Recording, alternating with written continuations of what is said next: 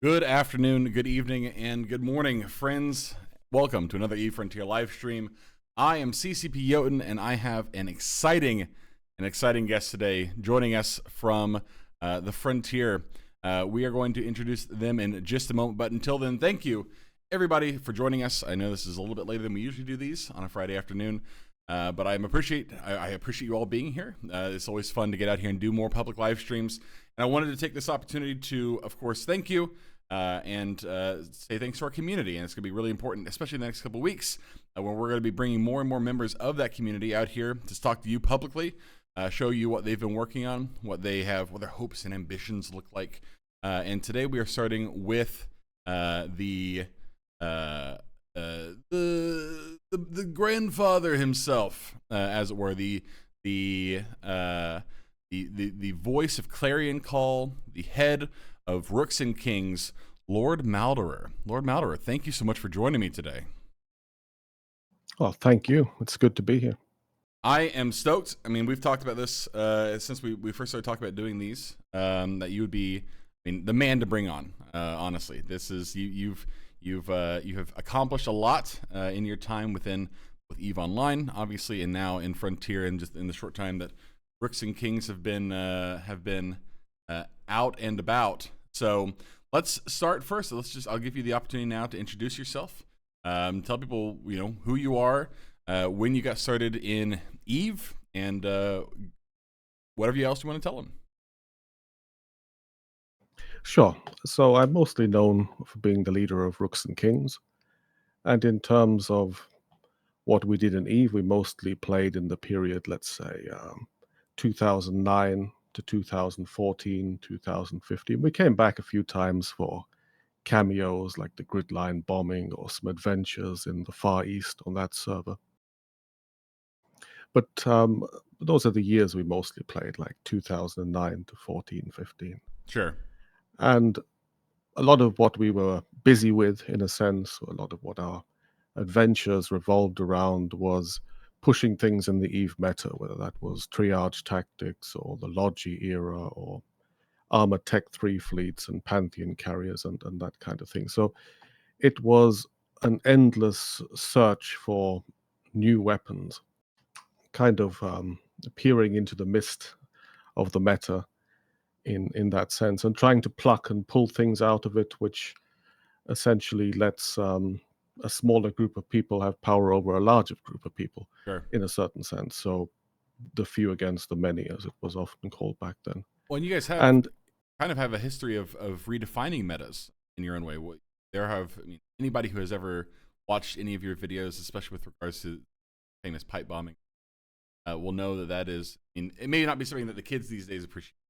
People who were there remember that was a big deal at the time. Yeah, it was it's a nice thing about a game like EVE, and the fact that the sandbox is open enough that you can go on a search to look for a weapon or a tool or something in order, like the pipe bombing being a good example of that. And there's probably something oppressive and draconian about pipe bombing too, and also the fact that when people mention things on Reddit, I can usually go to the archives and find an example of their favorite FC being killed, essentially, in a pipe bomb, which is a little macabre when you think about it. The fact that somewhere in a bank vault, I've got all these hard drives with all these different people having died. So from that perspective, that definitely is puts a bit of a darker tone on that. But despite that, I would say that we have our own particular approach, and I think that in a sense we are gentlemen and gentlewomen. I suppose they say the devil is a gentleman, but still, we have that. No, go ahead, please. No, go on.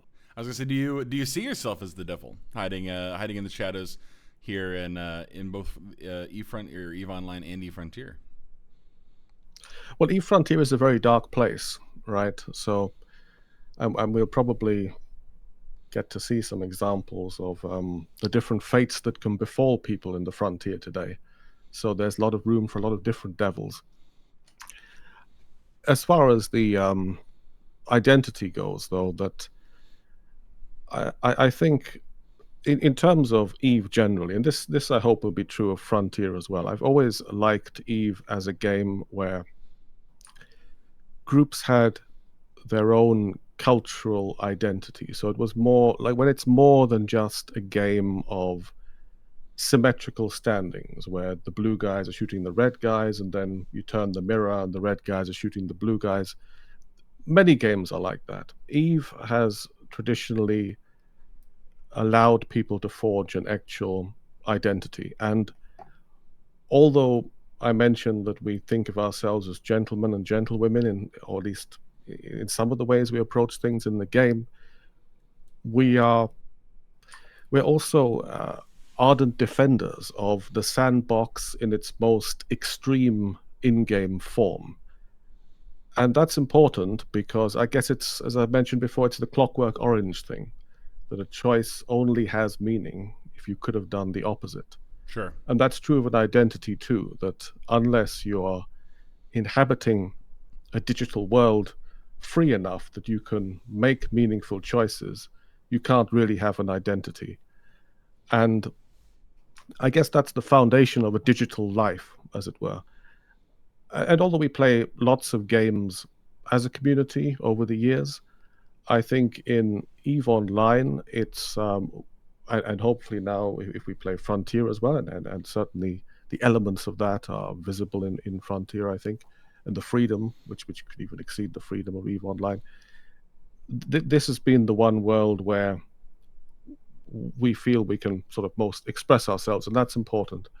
And I think that identity, like so therefore, we are very much supporters of the sandbox element of a game like this, because Sure. you have to be able to choose the opposite to actually have an identity. Do you feel, when you talk about identity, do you feel as if the identity of your group is one that seeks out walls within the spaces that you're in and tries to push up against them? Sure, I mean, I imagine I think quite a few groups do that. I think uh, when you have an interesting set of mechanics, there's always that thrill to try and scale the wall of whatever box you're put in. And I also think that there's an element there where wherever the goalposts are put, right, it's also about the people. So in the end, when you have a shared mission, a shared goal, that that really drives the whole thing there forward. And we've played Eve obviously quite a long time ago and stayed together as a community for a very long time in that sense. And over that period of time, obviously lives become intertwined. Mm. Members have married other members and had children, and so in that sense, the group is quite close knit, and therefore always having like any group. And this is true, I think, of many old Eve groups. That whenever there are new challenges, new walls put there, there's always that thrill, right, to scale it together or have a challenge together. And and in that sense, I think you get this sense of a mission over time, especially when you played together for a long time. Well, speaking of new challenges and new walls, you Rooks and Kings, of course, are a tribe in Eve Frontier. You guys came sort of burst onto the scene near the end of last year, I believe, into the beginning of this year, especially during Cycle 1. There was a lot of noise when that first happened. You guys certainly came in with a bang. Was there anything about Frontier specifically when you first looked into, you talk about keeping a community together, you talk about, planning out things for a community to do. Is there anything that appealed to you specifically about Frontier before you guys invested time and energy into playing it? Well, the first thing I liked was the NDA, absurdly. I like the NDA because we live in an information culture, and the idea of having a complete information blackout lets all kinds of shenanigans unfold in the dark there, right? There are no guides or Reddit or Evo or all these different facilities that grew and expanded in Eve. Uh, Everyone was having to find answers for themselves, which is intriguing. So that was immediately an appeal. Bizarrely, since I'm sure the NDA annoyed many people, but it creates this blackout where I think there's a certain innocence to the way also that some players approach a game like Frontier because of there are so many unknown variables in terms of what the blockchain tech represents, what role the information warfare aspect of the game has, all these new mechanics like occlusion and line of sight, which we'll see examples of in combat tonight. And I think that linked with this idea of an information blackout through the NDA was quite appealing. Like when I started playing Eve, like the main game Eve, which would have been, let's say, the start of 2006, roughly. At that point, which sounds absurd now, I actually thought I'd missed it. Because I thought, well, Eve Online, maybe it's too late, because there were already stories of Masters of Onage, the Moo guys, Band of Brothers before they were Band of Brothers, just an evolution with Somali leading fleets of frigates around, and Ascendant Frontier starting to build Steve, Cyborg's first Titan. Yeah. And all of this is in motion. And so in 2006, you think you're old maid in the game, right? It's all been and gone. The game might be closing up next week at this point. Look at all this history that's already happened. Mm-hmm. Of course, that turned out not to be true. And he was still around today. Yeah. But there's also that appeal, right? Because EVE Online in the early days, like the 2003, 2004 days, is full of strange stories of Gangeddons that had 6 damage boards on the lowers with no stacking penalty, or even more, and people fitting 3 micro warp drives, and they're able to stack it. Or in the very early stages, when you warp to a gate, you could arrive at a random distance from it. And all kinds of, or even a bit later on, the crazy remote doomsdays and things. Mm-hmm. So there were a lot of wild elements. And I think that there's also an appeal there to be part of an adventure like that. It lets me relive something that, at least in my mind, I missed. And I think while we do have a few members who were present in those really embryonic days, I think it's true for quite a few of us that we weren't necessarily there in that early time frame.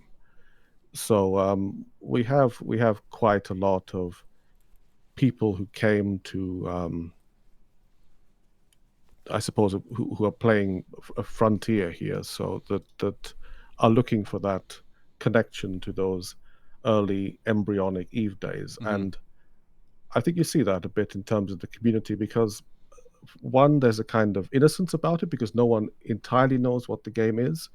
Two, you've got a lot of unexpected elements like the building, the blockchain stuff, the coding, which expand a bit what people would expect from a game. So therefore, it's difficult to put this game into a box, and that also generates a bit of the early Eve feel. So we have a few people who were present in those early days, but then we've got quite a few of us, obviously, who want to kind of relive that period of the game of EVE Online a little bit, to kind of make contact with that. And in terms of who Rooks and Kings, like who we are in terms of who plays it today, I mean, Eldorath, John, and myself, Uh, we probably run Rooks and Kings today as the core group. And in this cycle, people have seen names around like old timers like Shani and Dell and Kaiser and Harudath and Akami, whose killboard we'll probably be using to navigate the events and energy. But we've also got some people who are part of our community who played other games with us and haven't necessarily played that much EVE Online with us, like Alpha, whose footage we'll be seeing quite a bit of today, and Cali and Deadmeat and Rapid and Kex and New Face like Goblox and a few others. So it's the same community, obviously, coming through those years, but with a collection of different people, some of whom have seen some of those early days and some of whom kind of want to see that. Sure. Now you talk a lot about history, certainly, and there is. It would be silly to say that Rooks and Kings has not left its mark on history, especially the history of EVE Online. When you're looking forward to Frontier, is there anything specific about the? How do I want to say this? Is there any specific vibe or any specific feeling that you want to leave as the mark that you have made, the mark that your group has made, not just on the group, but also the community as a whole, and maybe even larger, capital G gaming as a whole after that? Is there something specific that you want people down the line, and they may already be doing this with EVE Online, certainly, but now that you have this opportunity to do more or less the same thing, just at at the very, very, very early stages of this with Frontier, do you have something that you want somebody down the line to say, yeah, that was Rooks and Kings, that's what they were?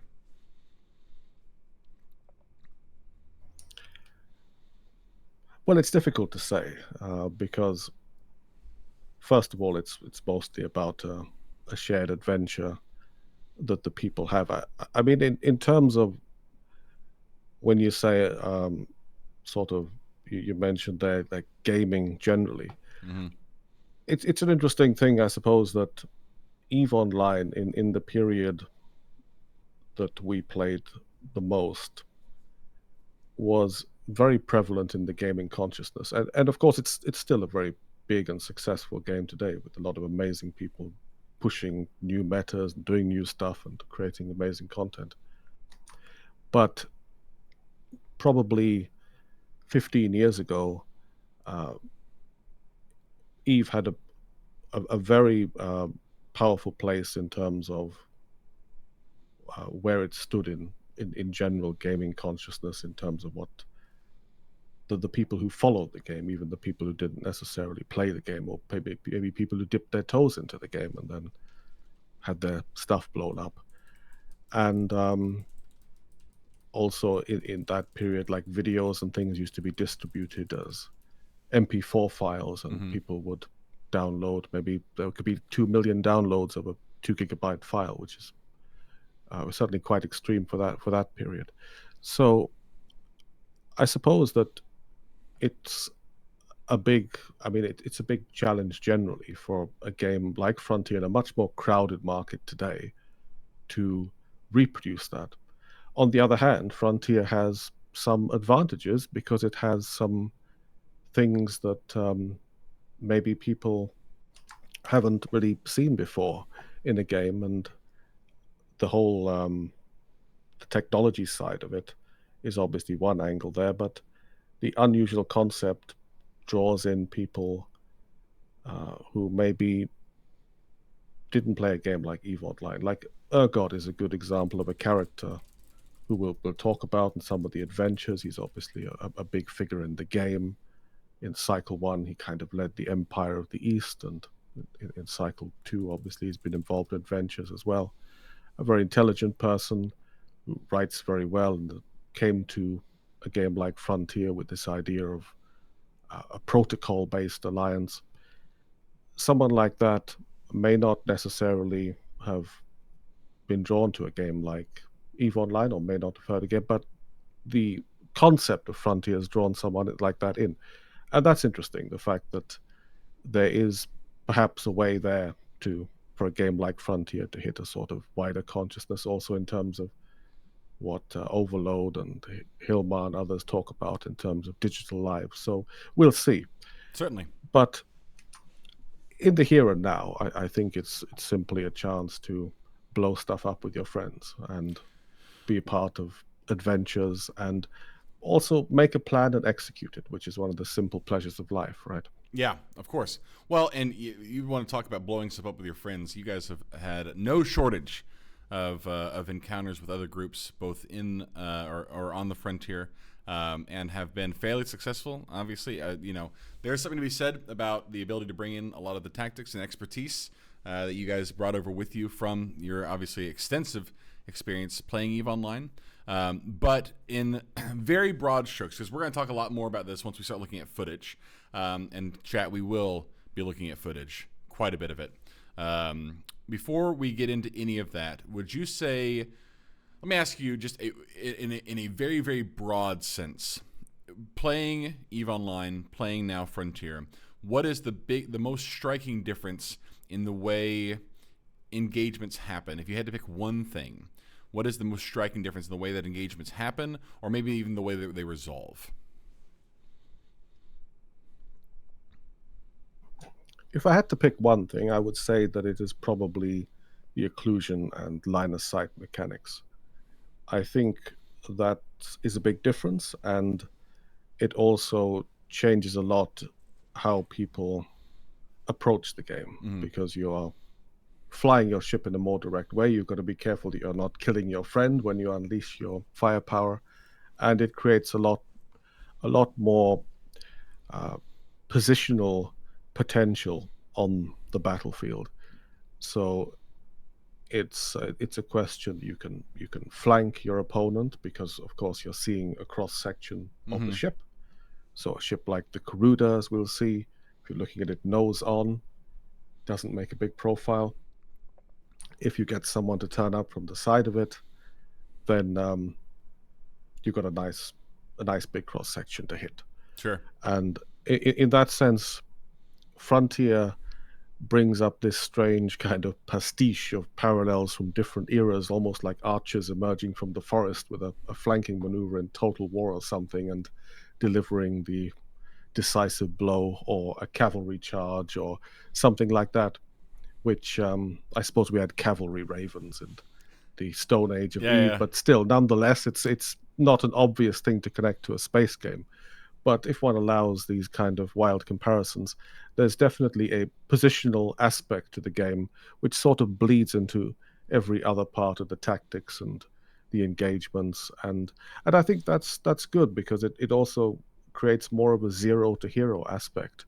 You can think that well, we all died because you didn't angle your ship, or you got a bad warp in, or whatever else. It's not. I think it's not fair to EVE Online players to say that it's a game of just anchor on the FC, because there is a lot of strategy and a lot of depth to the main game EVE Online. And of course, we only have a few modules, we only have a few ships. We don't have the full toolbox that EVE Online has. So it's unfair to stereotype and simplify EVE Online. But there are definitely aspects here that also create a lot of different kinds of complexity. Yeah. And I think that's manifest in a surprising amount of the fights, actually. And also means that with quick thinking, you can, get yourself out of a situation, or find yourself in a grave even faster. So it's a nice balance. I think that's the biggest difference. I tend to agree with you as well. I mean, we brought CCP Jötunn in 2 weekends ago, I believe, to talk about sites and designing these points of interest with really interesting geometry, specifically because now geometry matters, right? And we now live in a world where the how a thing is built and how the shape of a thing matters from a tactical point of view, not just from an aesthetic point of view. So I'm glad to hear you say that. I totally agree with you, and it's good to see those. It's good to see my own thoughts spoken in a voice that I like to hear more than mine. So let's go ahead and move to the big thing. So you guys, I mean, anybody who knows anything about Rooks and Kings knows that you guys take a ton of video.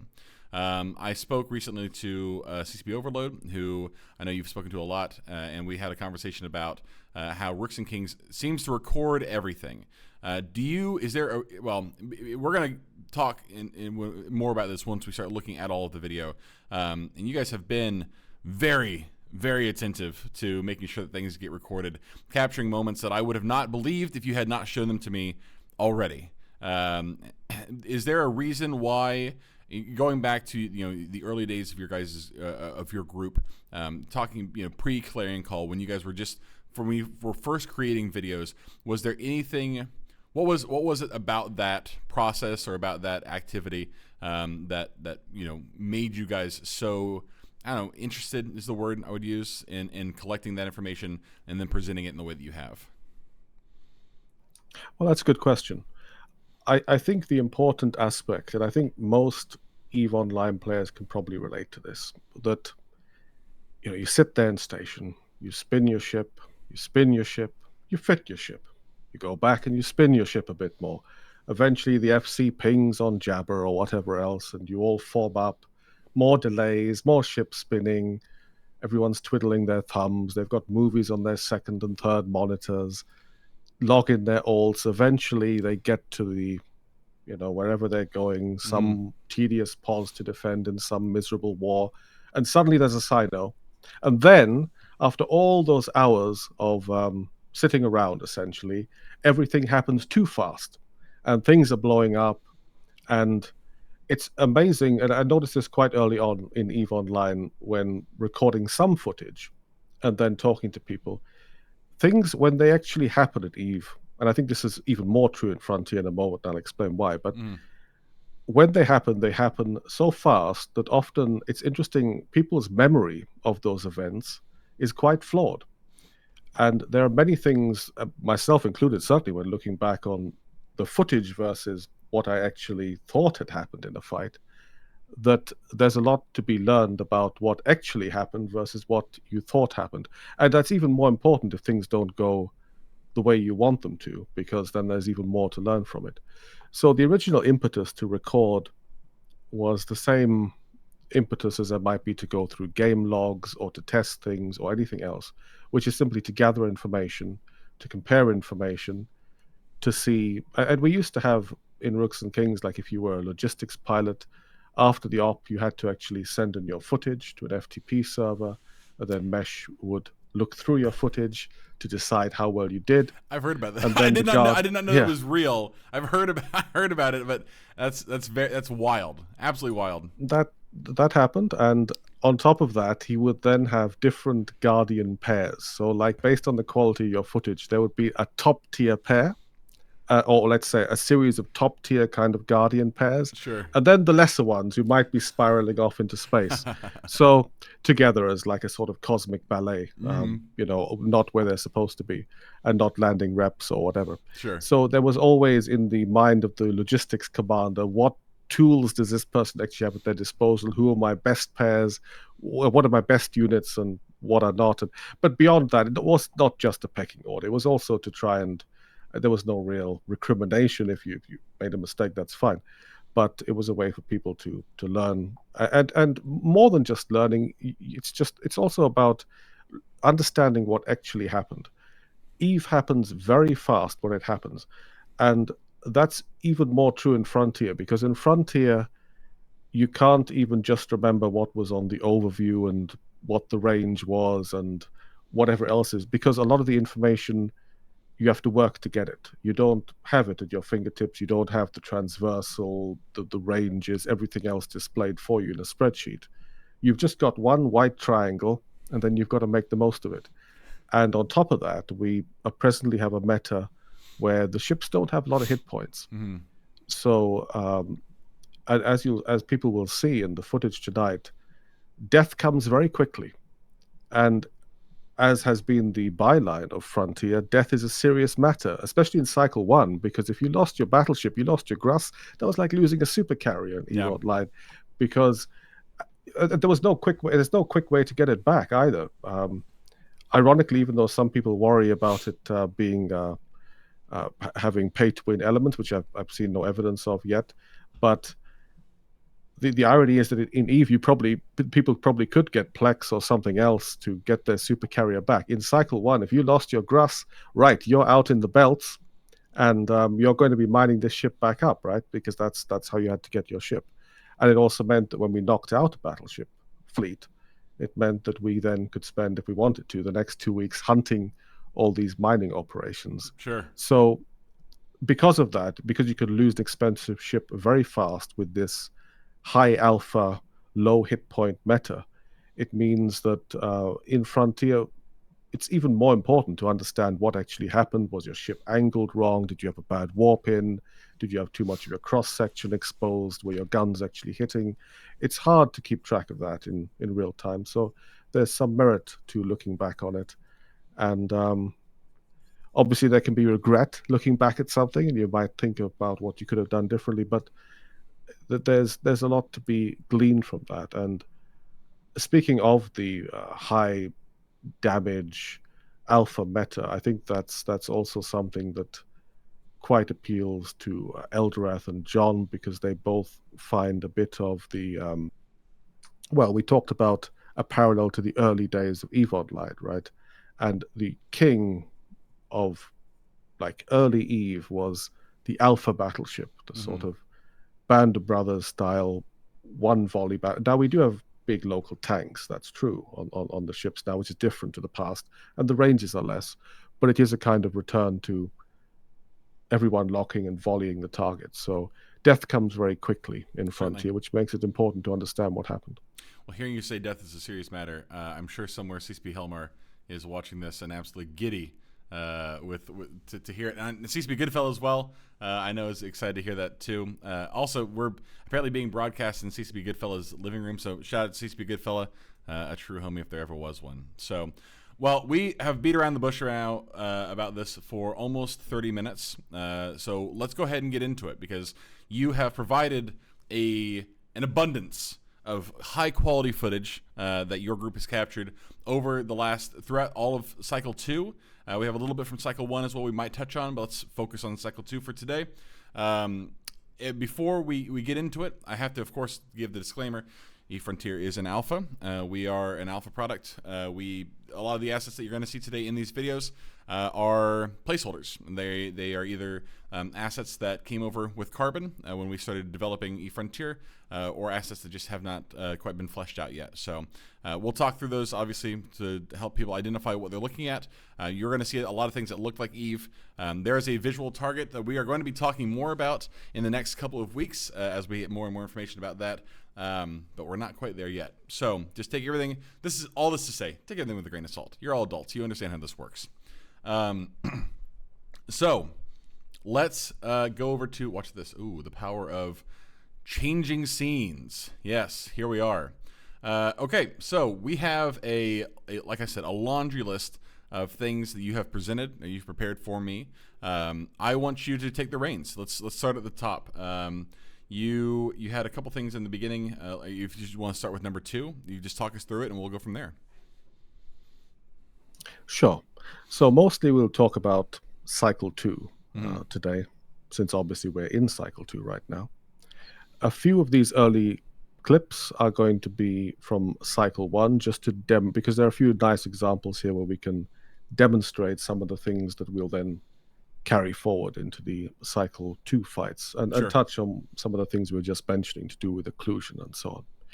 So the first fight, this is actually a clip from what was overall the first battleship fight in the game. It was at least the first big battleship slugfest.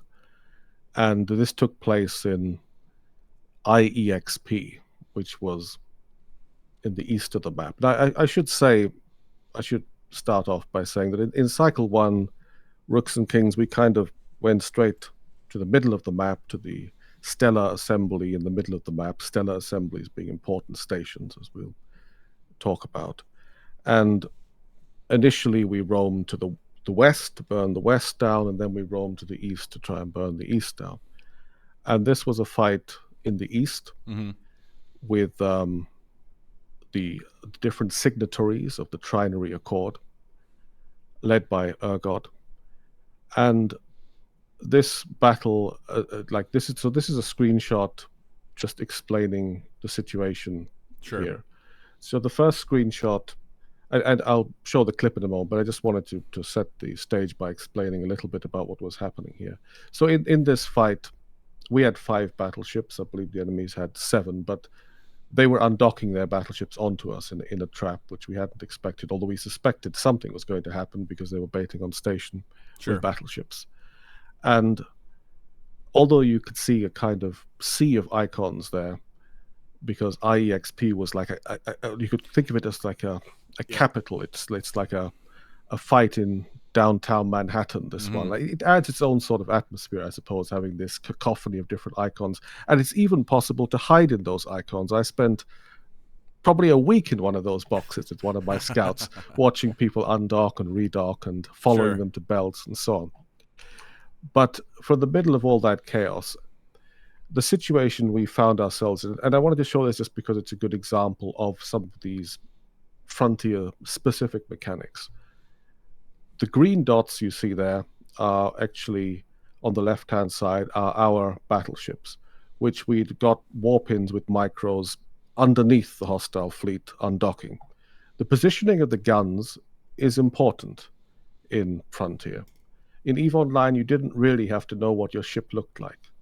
It's, in a way, a ridiculous thing to say, but the truth is, you didn't really need to know where the guns in your ship were. Yeah, in Frontier, you do need to know where the guns are and what they can see.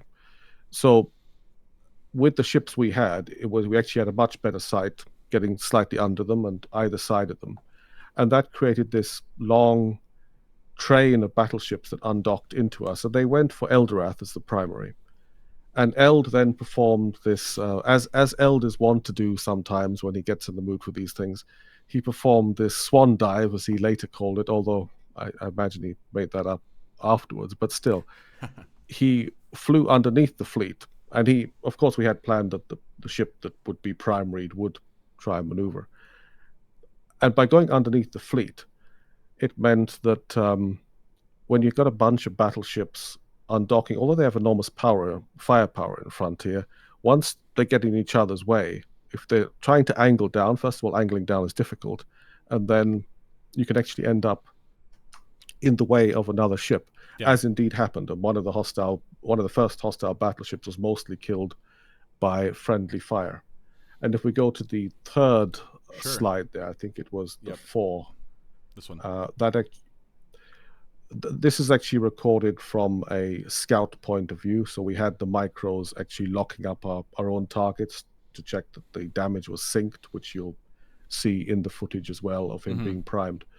But even though there was a very large number of battleships, and they should have probably been able, in a pure DPS sense, to destroy this Gruss, the fact that many of those shots were either missing due to occlusion or hitting their own friendlies meant that the tank was able to hold. Sure. So just to put it in more general terms, what we're seeing here is obviously the lines at the top are lines of incoming fire. The blocked out red icon around the orange triangle at the bottom is the target. And you're saying that the triangle in that line of fire was also catching damage because it was occluding the ship that was the actual target. Exactly. Yeah. And in an engagement like this, where the battleships have a lot of firepower and the actual EHP of the ships is low, it means that a single moment like that can essentially decide the fight. Sure. And we'll show you some footage now of the actual fight. I'd recommend people put their sound up, because although this game does have many placeholder aspects, I would say that the soundscapes and sound designs and thundering weapons in this game are second to none. I mean, I'm an old school EVE Online player. I was a big part of that whole "Does EVE have sound" meme. I play EVE a lot of the time, despite many great tracks like Below the Asteroids and all. The truth is, I often played EVE just with the sound off, as most of my peers did. This time, I keep the sound on. Yeah. The sound is also part of the information warfare aspect, because there's a sonic boom when ships warp in, as people will see later in some of the clips, which is important information. And the actual sound of the weapons is absolutely fantastic. The footage here will be from the view of what was a bait flagel. So the actual footage is just an observer to the fight, essentially. But you get to see in the middle some of the swan dive in action and the ships hitting each other, even though it's very zoomed in. And also you get to have a little bit of the flavor of frontier battleship slugfest in what was essentially the downtown capital of the game. Cool. Let's watch it.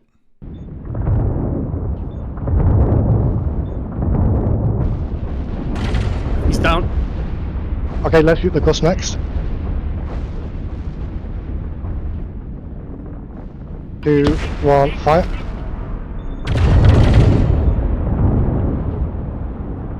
Okay, we're going to lock this guy up next.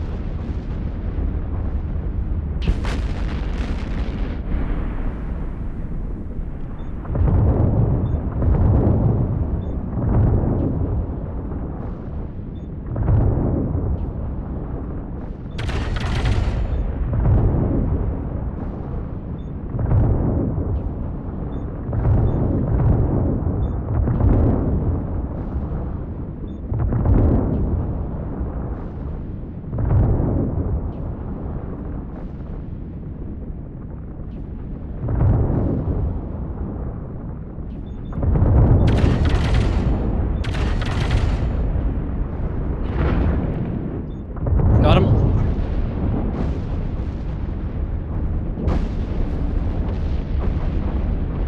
And that guy next up. 1, 2, 3.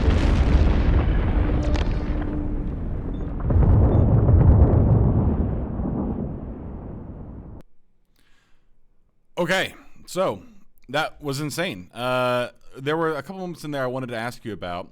Let's go ahead and pull that video back up here real quick. I want to talk about, there's a moment in here where this exchange is happening here, starting with this Groose kind of coming across the middle of the frame. And there's a lot of fire back and forth. When you talk about, and obviously we're only seeing this from one dimension, so there are clearly another side of this that we're not zoomed in on. But when you're looking at something like this, is the position of where that Groose, because for players who don't know, the Groose is very flat. It looks like this from the top and this from the side. Do you feel more comfortable as a battleship pilot hiding underneath the Groose, knowing that the Groose has a big enough profile that that shots that are hitting it probably will not go past it and hit you? Or do you want to make sure that you're clear of the line of fire regardless of where it is on the grid? I think in this situation, the ship at the bottom there was somewhat towards the camera, so it wouldn't have been hit too much by the fire angle down. The fire in this game, one can think of it as cones, essentially. Sure. The guns fire as cones. So if you are next to someone, and we'll see that later in some of the fights, that'll probably make that clear in Cycle 2, it can be quite dangerous in this game. It can be quite dangerous being next to someone, because even at a distance of 20 kilometers, say 25 kilometers, that cone can easily cover you as well. Sure. So where you are on the battlefield can affect a lot about... Now, there are some things, of course, that might change in future. For example, Eld was able to fly the Grass down, but he didn't necessarily have tactile roll controls to be able to move the Grass 90 degrees like a dinner plate. Sure. And make his cross-section even better. Perhaps as the game evolves, we'll see more fine control of the ship to expand those options. Sure. But certainly it does matter where you are on the grid. I mean, I've included this clip partly because it was the first big battleship fight. It's nice to have. Some of the later clips will be much, much clearer in terms of how the ships are positioned on the grid. But it gives a little bit of that kind of rumbling atmosphere of the game, which is these sort of dark, big, hulking ships exchanging railgun fire, which is there's quite a lot of that, which is Certainly. quite fun. Well, we have another one here. This is the ambush shot, number 7, I believe, is what this is. Do you want to go ahead and give us the forward for this? Yeah, so I included this one. Jötunn likes this one, so I wanted to pop this one in anyway. The interesting thing about this, it really relates to... This is again from Cycle 1. Okay. But it relates to something that I'd mentioned earlier, which is how quickly death can come in the present meta. And this is a situation in the YSII system where a force had been reinforcing player-built stargates. And people may or may not be familiar with the fact that in Eve Frontier you can build your own stargates. You can build them. You can even program them. You can say who you want to allow through and under what conditions. And you have quite a lot of freedom in terms of where they connect to. You can change where they connect to. You can build your own kind of railroads, essentially. If one thinks about EVE Online as a kind of built-up game of empires, then the frontier is a bit like the railroad battles of the Wild West, with all kinds of competing railroads which then get hijacked at different stages. So in this system, there were 5 gates in Reinforced, which is like in EVE with pauses and citadels, a timer generated. So we knew that there would be a force most likely returning, and sure enough, a battleship force did turn up to start killing the gates. Now they get jumped by us on, I believe it was the 4th gate that was coming out of Reinforced. The first few gates we just watched in space how quickly the icon disappears to get an idea of the potential strength of the attacking force. I should mention to people that there's no cloaking, at least yet, in the game. So a lot of the information you have to glean has to be from things you infer that are happening. So if you see a gate icon that you know is coming out of Reinforced suddenly disappear within an instant of the timer ending, you've got to think, that's quite a hefty force, right? Yeah. Or it could, of course, well, I mean, someone might be clever and decide to just shoot it with one gun, and you think it was a lone Flegel, and you warp in and find that the battleship fleet is waiting. So there are information games that can be played there, but it creates a different sort of dynamic because there's no cloaking. You don't have the perfect information on what force that actually was. Cool. So in this case, we prepared a warp inline between the gates, the idea being that since each gate was being destroyed on the stroke of the timer, we would land on the next gate from the same angle they did at the same time, and then hopefully they would either be there or be landing right after us and have already initiated a warp that they couldn't get out of if they did scout us. Sure. The interesting thing about this one is that Susweet, I may be pronouncing his name wrong, my apologies, in which case, a good pilot from Wildfire who escapes actually in this clip. His view will be in the bottom left. He makes it out with a very stylish turn in his Axty, also thanks to Urgod's fast reactions, who understood what was happening and managed to get a fleet warp in before we could kill him. Yeah. Which got a lot of the fleet out. But as a result of his point of view, we've mixed this so that the left-hand channel has the comms of the fleet being attacked, the fleet who are reinforcing the gate, who got jumped. The right-hand channel has our comms as the attackers. So hopefully the stereo effect on your speakers will be able to communicate that. And if nothing else, there should be a sense of urgency as you hear a lot of human voices, with one side wanting to get some kills, another side deciding that they don't want to die today. And then you also get to see what I mean about a return to sort of the Band of Brothers style alpha volleying gameplay of when battleships fight in an example like this. Sure. Let's go ahead and watch it.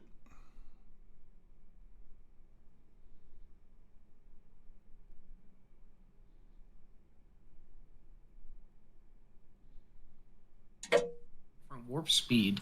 They must not nerf the warp speed then. What are you talking about? You warped the station out. Because like Garudas and Axties. Oh, we're behind the right? station. No, it's fine. It's fine. Yeah, like we don't warp at the same, like, we don't have the same warp speed, yes. So that's fascinating. They didn't like bring that part over, Landing or there. maybe they just haven't implemented it. I'll broadcast kits. I broadcast Who that the one. hell? Oh my god, guys, get the hell off. Guys, Lock them up, lock them oh up. my god. Spare points. Why? I'm getting gipped. Yeah, take this warp, warp out. Okay, take this warp. Shit. I can't lock it. Just shoot it, fire. Okay, guys. Right. Yeah. Okay, Give me a target. God, Give me a target. Okay. I pointed Guys, this is a target. Broadcasting target. Get out. 3, 2, Yeah. On 5. Points on Maelstrom. In front Closer of needs a point. Should Yeah, coast we We get all P45. P45. Dear Lord. P45. 5 points on cooldown. We'll shoot P45 next. P45 next. If that, Maelstrom's next. We'll go for Maelstrom next. Shoot. Agreed. Yeah, just Point on fire. Maelstrom. Point on Maelstrom.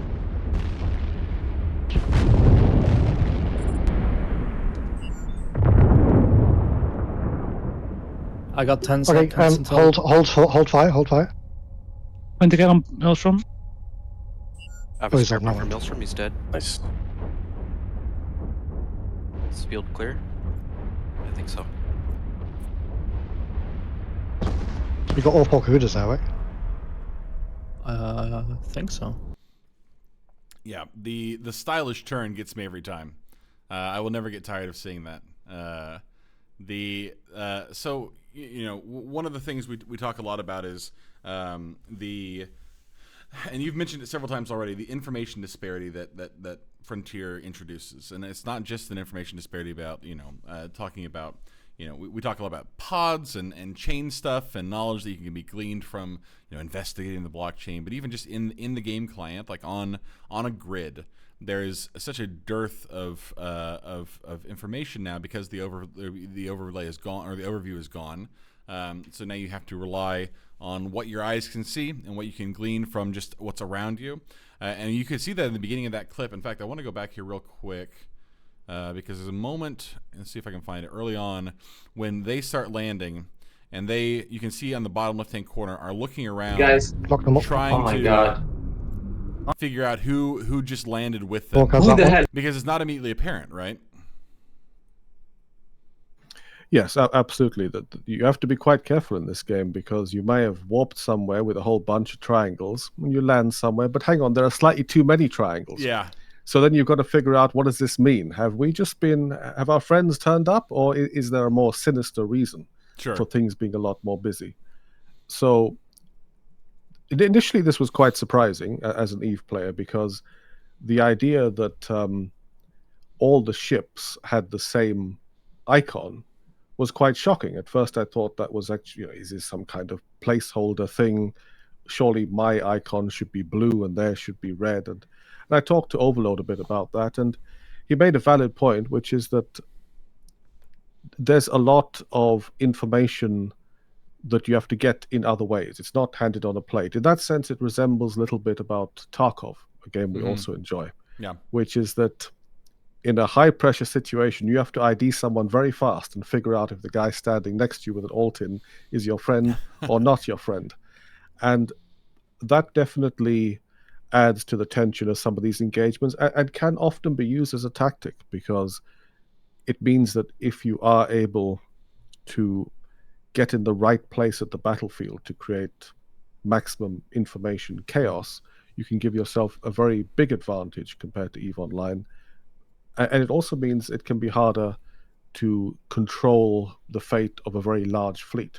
Sure. Because the larger the fleet, the harder it is to be aware of who's in it and whether you've been infiltrated, who's landing, all this kind of thing, and the names of the ships and so on.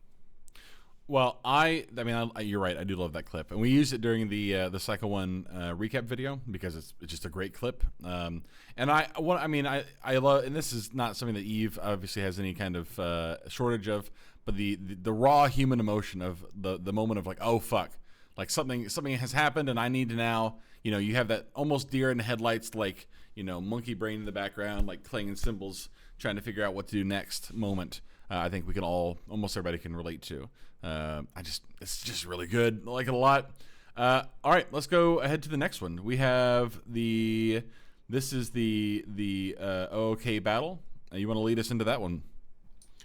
Sure. So now we're moving into cycle 2. Cycle 2. In fact, we're nearly an hour in. We're about to start the actual adventure here. So I told you. I said this may go for a while. Go ahead.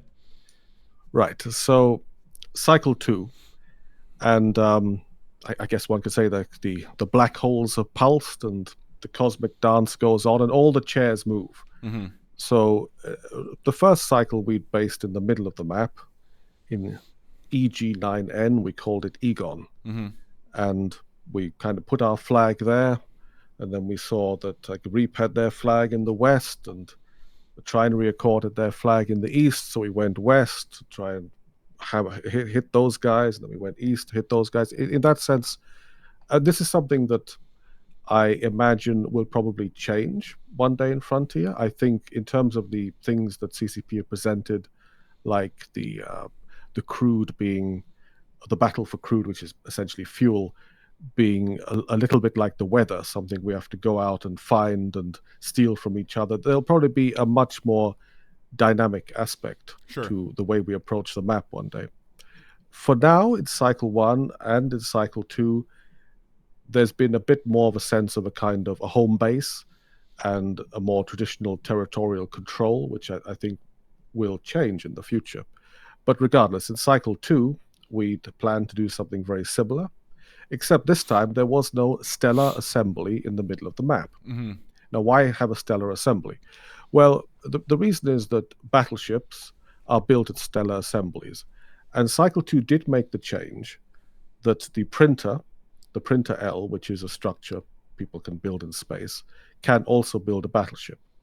However, as we will see later on, there are dangers to relying on printer Ls in space, because space is very dangerous out here at the frontier. Yeah. So there is advantage to having control of a stellar assembly station. And the one we picked was more in the middle west of the map this time. And there being only, I think, 4 stellar assemblies in the game, meant that obviously others might pick that station as well. And in this case, XT, the group XT, Exotech, ended up wanting the same station that we did. And of course, when multiple groups want the same thing, there's going to be space violence. Such is the nature of the frontier, and probably always will be the nature of the frontier.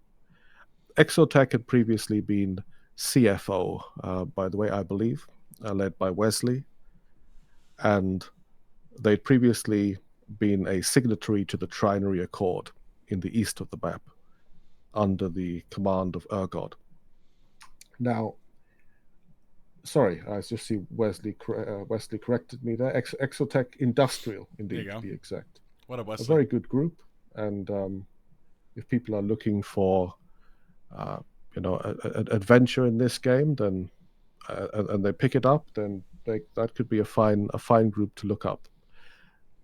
Now, in the previous cycle, in some of the battles that we'd just shown, CFO, or now XT, were signatories to the Trinary Accord under Urgod. I don't know the exact nature of how the split happened, but such is EVE politics. I believe that they left the Trinary Accord and set about their own path. Sure. And that path led them to the same station that we also wanted to have. Yeah. But this, of course, at the start of a cycle, people have to understand that this can be hard to predict. Yes, one can scout out a bit who might be going where, but in the frontier, you can't just fly anywhere early in the game, because you actually have to build ships that have the jump range to get to where you want to go. And gate networks aren't necessarily up from day one. So you could try and make some alts and check the starting stations and get an idea of who is where, but information is still limited at the start of a cycle. So we ended up with essentially battle for control of the stellar assembly of the West. Sure. And the first engagement took place when XT were hitting the a kind of allied gate that led from our starting keep to the stellar assembly. And this is just a short clip, just a good example of how these things build up. This was not a major engagement. Sure. It was a force hitting a Stargate. People will see a Stargate in construction. Yep. And this is footage from Alpha. And we just turn up and disrupt the party, essentially.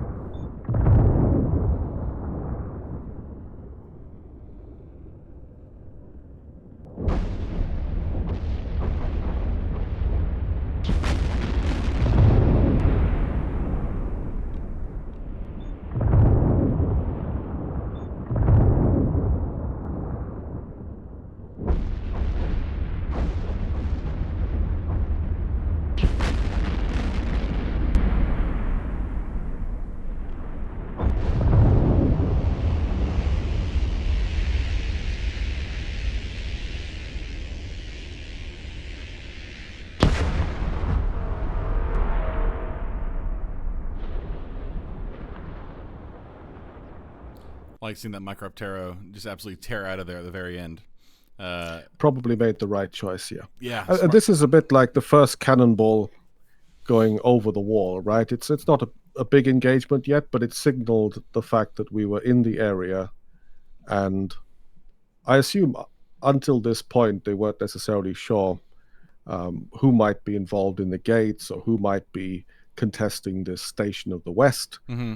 But after this engagement, obviously we showed some of our cards, although not necessarily all our ships. Sure. I don't know whether we can bring up the kill board at this point. We I think absolutely we're around can. these I do have your 7th or the 8th. Before we'll we sort of be taking a journey from the west to the east. Sorry, go on. Yeah, no. Before we get too deep into this, so I want to bring this up. Obviously, this is a kill board.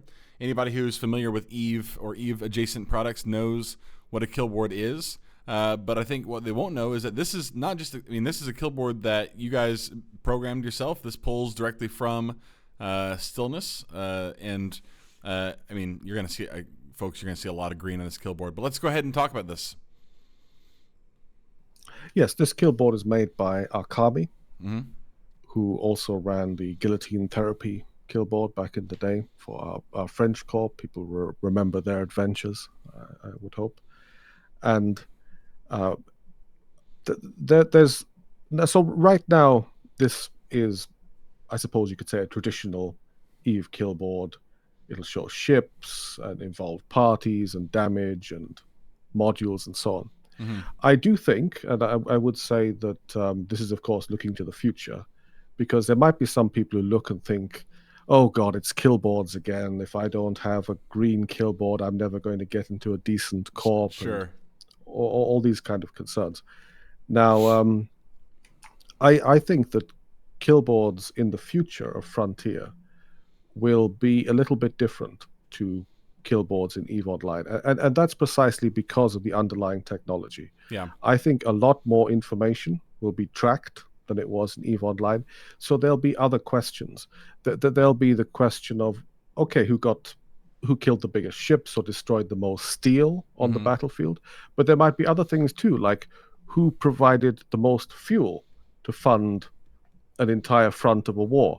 And there's a good chance that things like fuel, things like materials will be able to be tracked in the way that one will actually be able to see when one's looking at, let's say, some battleships being destroyed, sure, where all that steel came from. Yeah. And you may have someone whose kill board is red as a PvP pilot, but very, very green as a shipbuilder or as a rift hunter, or something else. And I like that. I like the fact that there'll be a huge amount of information, and it'll be up to the different tech people of the different alliances to pull that information, put it into a presentable, readable form, and also then to see what different groups can glean from that information, some of which they might share, some of which they might not. And we talked about this, I think, maybe 2 or 3 weeks ago, with regards to, I'm going to use the B word again, with regards to blockchain tech. One of the really cool things we can do with it, because items have their own individual IDs on the chain, that you can point out a thing. This is a thing that was created on X date with here's this information about it, and that information cannot be changed. It was always that way. What that allows you to do is, if you are a manufacturer, you have the opportunity then to go in and manufacture ships that they are just your ships. It's not like you create a blank stack of vessels that are cookie cutter, and once they you repackage them and they go out into the into the universe, they are could have been from anyone. They will effectively have what is a maker's mark on them from you. So it's not just, when you talk about kill boards, obviously that, there is a concern there. People don't like kill boards, but the ability to track other information, track, who are the biggest gas harvesters, who are the biggest manufacturers, and know for certainty that those things are true because they're all written into the ledger. I think that's extremely cool. And you're right. I think there's going to be a lot more emphasis on, more cultural, well, I don't want to say cultural kill boards, but more wider, there'll be a wider focus on tracking this information than just who died in a ship on X date. Yeah, definitely. Because Eve is at its heart a war game, but war has a lot more than just pointing the gun and pulling the trigger. Yeah. There's a lot of the supply, logistics, the background to making all these things happen. And being able to show and present some of that information will be great fun, I think. So that's an exciting part of the tech. Let's go ahead and pull up the next So- video. Oh, if it's okay with you. Yeah, sure. So, well, if on the kill board, if we look at the 8th roughly, Sure. although we could also go to the video. So essentially, this is now the start. So the 7th had some losses, but or what you just saw in the previous video where we inflicted some losses, but to show that we were around and so on. But in fact, these losses on the 7th took place, just before that. But what you just witnessed was also on the 8th, and now, as a result of the fact that we attacked their force that was sieging this Stargate that was being built, Sure. XT presumably formed up with serious firepower, correctly, I think, realizing that if they were going to make a stand, they had to do it early, while resources are still moderately scarce. This cycle does have more resources because of the market testing than people expected, making it quite different to cycle 1. But nonetheless, striking early was clearly the right thing to do and clearly important. So now we'll get to the Battle of OOK, we could call it, the Battle of Ook. Hell yeah. And in this case, just before the footage that we'll see, we had a cruiser fleet, they had a cruiser fleet, we had scouted each other, so we'd seen each other's fleets. And they were warping around between gates, and we were warping around between gates, and both sides were trying to get the jump on the other side, essentially. And I think what both sides were trying to do there initially was also to get at a Celestial and get positioned a bit, because as we saw with L's swan dive earlier, being able to have your battleships in the right places and have the enemy essentially entering your space where you're set up is a big advantage in a game like this. Of course. But neither side really achieved that, and both sides were warping around until we decided to warp to the EFN gate, and they also decided to warp to the EFN gate. And that's the point we'll start this video. Cool. Let's go ahead and take a look at it. This is the Battle of Ook.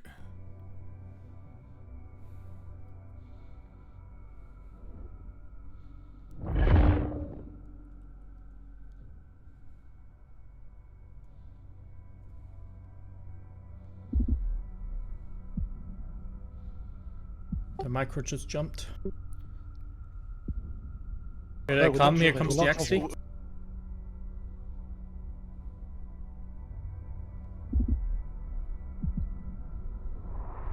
So just to pause real quick, and I want to ask you a question about this. So we're looking at, obviously, you guys have landed now. The other fleet is about to land.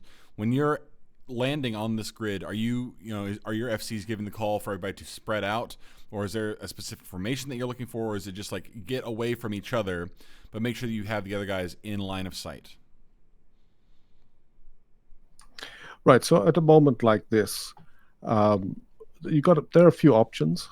Naturally, one would want to spread out at a gate. But so often when we land and there's a hostile fleet, we would want to spread out because we want to be able to hit the enemy, not hit each other. At the same time, though, we still want to be in jump range to not remove that option. Sure. So there's in this game, when the fleet is moving, there's a natural sense with landing at a Celestial that people would be expected to not always achieve it. Yeah. Myself probably being the worst culprit for that. But in theory, anyway, we should be positioning, spreading out, making use of the obstacles. It won't come into effect here, but in theory, we could even have some of the fleet moving behind the gate, which something that has happened in one fight, where and then lure the people to come around the corner of the gate. Yeah. And then in the end, I mean, even if they had a bigger fleet, the problem is if the first guy comes around the corner and gets whacked, and the second guy comes around the corner, but there's no line of sight. So if people are coming piecemeal around the corner, sure, they'll just get picked off as they come around. Yeah. That's cool. All right, let's keep watching. Sorry, go ahead. Let's push on. Okay. Oh, yep. Okay. So that's where I put a freeze. So essentially, at this moment, you can see So both fleets are landing. They haven't all landed yet, and we did have the advantage that we warped together, and they warped a little bit piecemeal. But this is, I suppose, in the military Eve sense, what you could call a pickle. This is technically Sure. a pickle. Yeah. Which is that you have a sea of Karuders, and they both landed together. Which means that there's that awkward moment where both sides are wondering what's going to happen next. Now, part of me was wondering whether they would align away, in which case we would also have aligned away to a Celestial, and that would have led to a very interesting fight, almost like an Age of Sail fight in my mind. That's the way I imagined it anyway, where we'd be exchanging broadsides, and then because both sides are aligned, if someone wasn't pointed but taking damage and wasn't volleyed, maybe they could still warp out to the point they're aligning. And that's one way the battle could have gone, with these two fleets exchanging fire. It's interesting that a lot of these metaphors involve like flanking archers and Age of Sail and whatever else for a space game. Sure. And I could take people's view that perhaps that's a bit strange, but from a tactical perspective, it's quite fun, because these occlusion line of sight mechanics almost lend themselves to comparison to different kinds of combat from history. Yeah. But in the event, that particular fight never happened because they did not align. As you can see in the freeze frame there, they've started to jump. So they decided they had a look at us, but they decided, yeah, let's take the fight the other side of the gate. Let's jump that. So they've started to jump. So let's carry on. Okay, let's see. We'll rename the ship, then we jump off. Rename to XT, right? Name to XT, yeah, and then jump and hold cloak. You want to rename after We're them, jumping so- after them, so they'll break cloak first.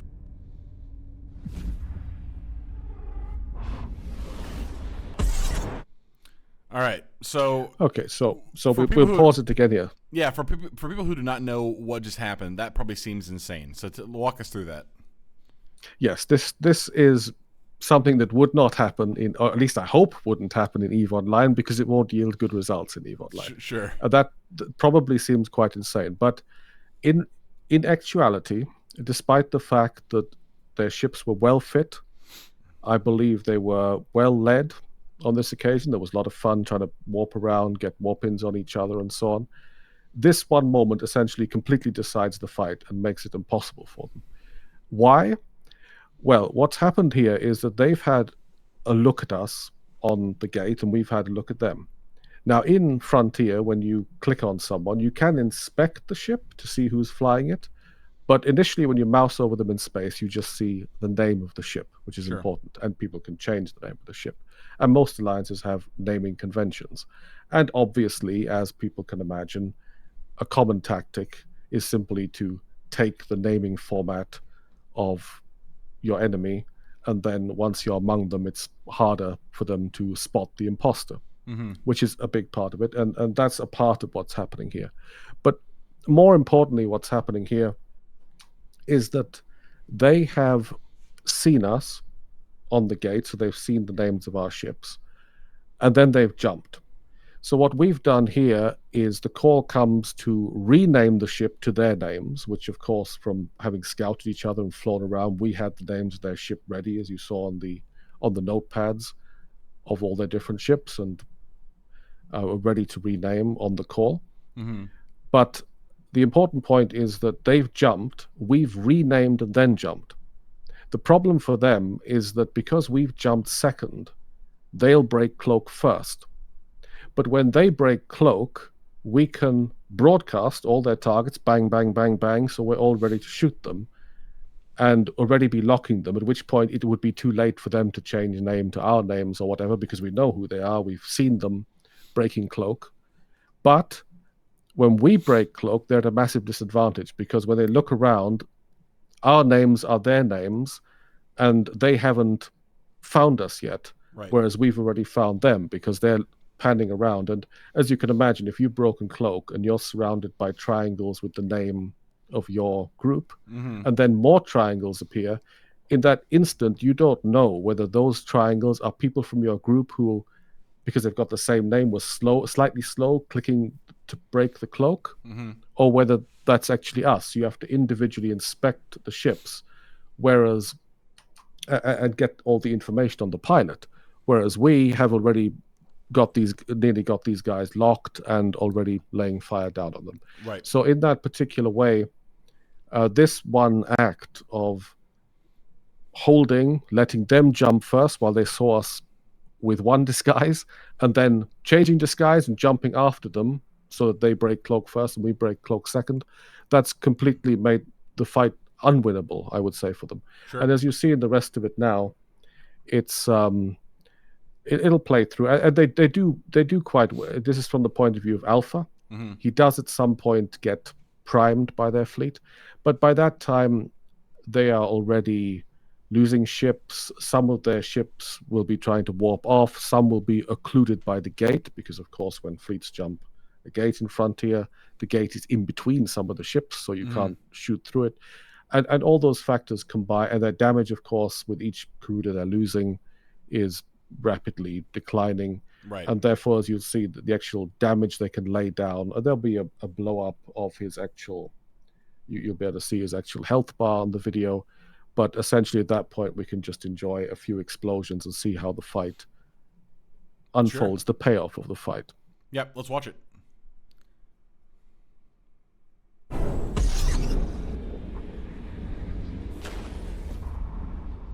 Here they are. Stop broadcast.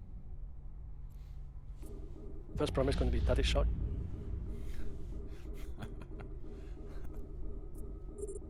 Ready for daddy? Ready for daddy.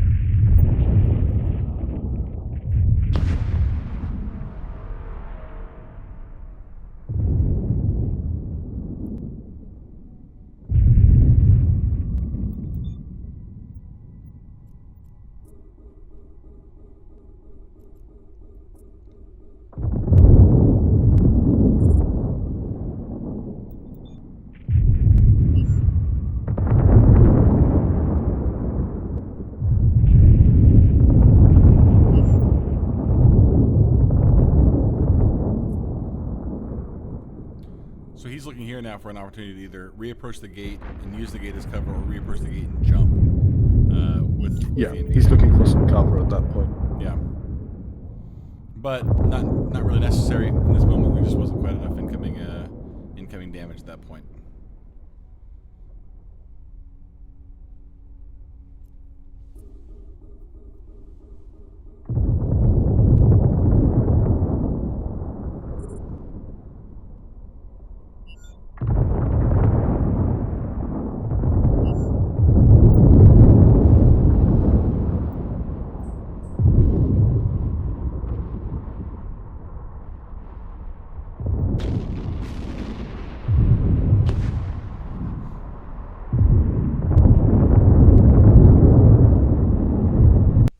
Cool.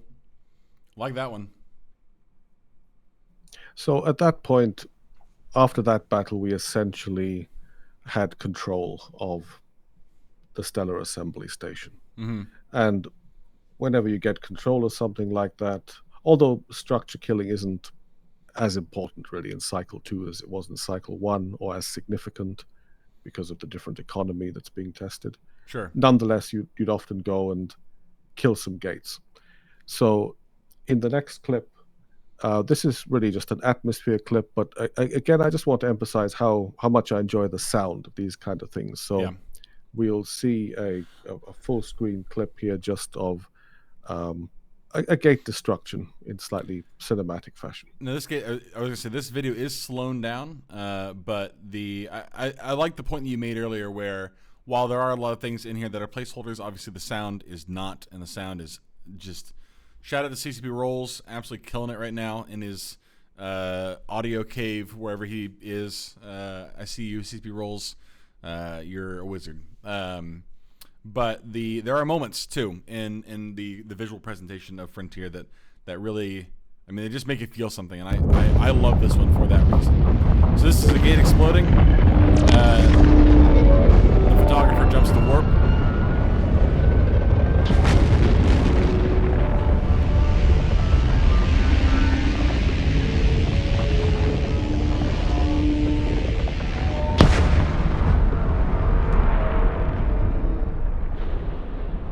I will never get tired. I will never get tired of that.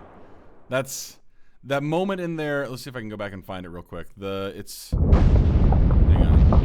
It's this. It's right here where it looks like it's just about to fade into the distance, and then that is there. I mean, what else do you want, man? That's so good. And when I said earlier that you guys really do capture anything, if you had told me this was a shot that you captured, I would not have believed you. It is insane that we have footage of this, because I don't even know how I would capture it myself if I was trying to time it out for a marketing shot or something. There's no way. And yet here it is. Kill a lot of gates. Kill a lot of gates is the answer. Just try to time the warps. Yeah. But it is from, obviously it's HUD off and therefore kind of dressed up to enjoy the atmosphere, but it is from this was a genuine gate clearing operation, not any kind of cinematic operation. It was a genuine as part of the clearing up process of EFK.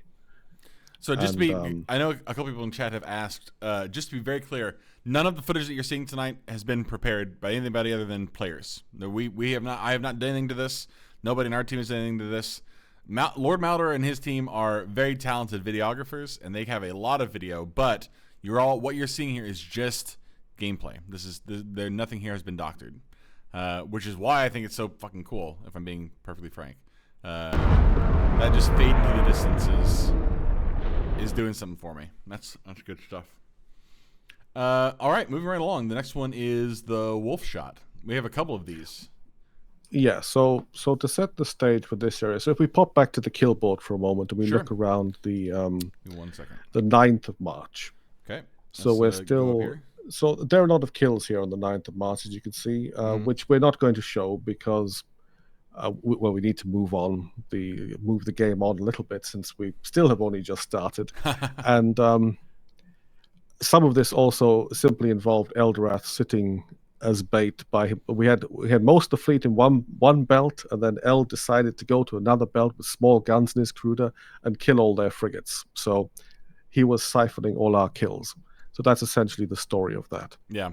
But at this point, we have control of the state. And XD had certainly put up a fight and then made other plans, I think, to move to other stations. Mm-hmm. And I was approached by Rab, I believe. I've seen two of his characters, Raban and Rab. I'm not sure which one is his main, so apologies if I have that wrong. Sure. Very well spoken, very represents his alliance very well.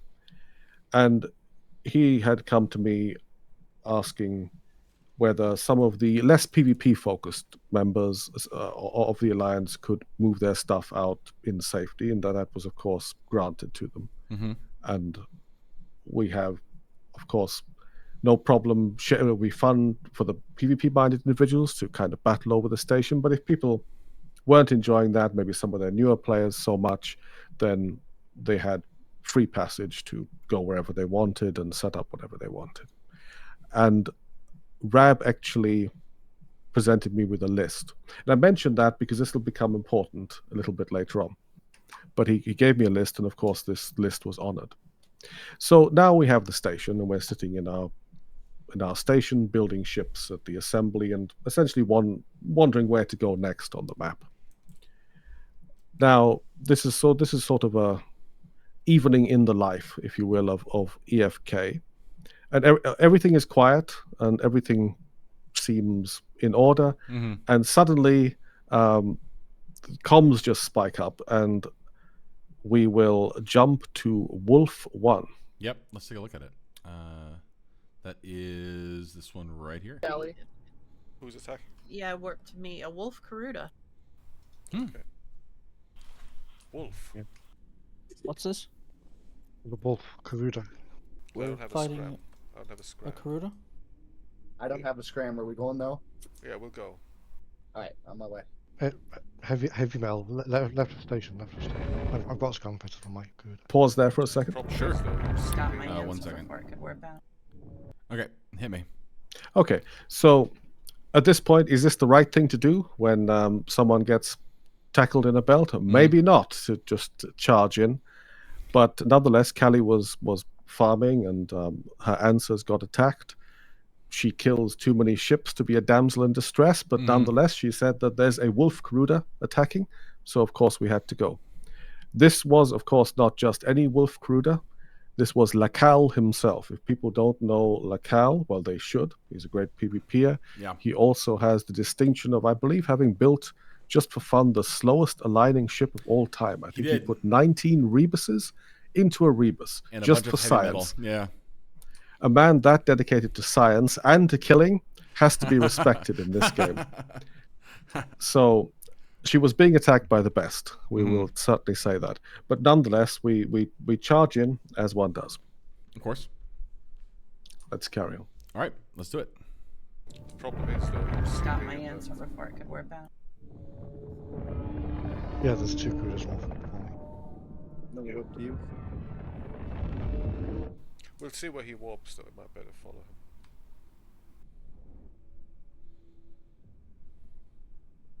A lot of Karudas attacking. We've got 6. Alright. He's still here. Is it 0? Landing. Yeah, he's trying to take out my other answer before it can work. Sliding, I'm locking him, I'm broadcasting. Oh, the stylish align. Look at that. Tell me when you're landing out. Oh, We'll try and volley him. Tell me when you're going blocked. Tell me when you're blocked. Rapid. Yep. Hold on 1 second. I've You got want lots volley of to kill him? Broadcast him. Broadcast. My volley didn't finish him. Am I going off any second? One more shot. One and Very Oh no. Oh No. no. He wants it. Oh, Did he get out? surveys. What? Yeah, Okay. I'm following. Incredibly close. That was so close. And I love his stylish turn as well. He makes this lackadaisical drift in a specific direction. And if you open the screenshot Wolf Strike JPEG, yeah. I was gonna you say. can actually see. I think this part is amazing too. That first of all, you can see how low he is. Yeah. He is still, even at this moment, with shells in the air aimed at him. He is still firing. He is still firing at this moment. Yeah. You have to respect that. Well, and that volley right there probably kills him, I imagine, and he's able to get off just before that volley lands. I'm pretty sure that volley kills him, Kelly. or would have killed him rather. Let me Yeah, look. worked me. A wolf I Karuda. believe. Am I going off any shot? Let's see. One and Nope. Well, It was the next one. no. Yeah. Man. Oh no. He's He wants it. Oh, Okay, so he warps off. Very, very close. So he warps off. Now, if we pop back to the kill board, Okay. You pull that back up. this is, in fact, our only loss of. It's on an old On the corp, first but page. we count the old corpse like foundation, and that answer there. It's our only loss of cycle 2 so far, inflicted by Lacal, who nearly got a second one as well. Whew. So presumably, as a wolf should, he got a taste for blood after this one. So he decides to come back the next day with a pack. So now we're on to Wolf 2. All right, let's do it.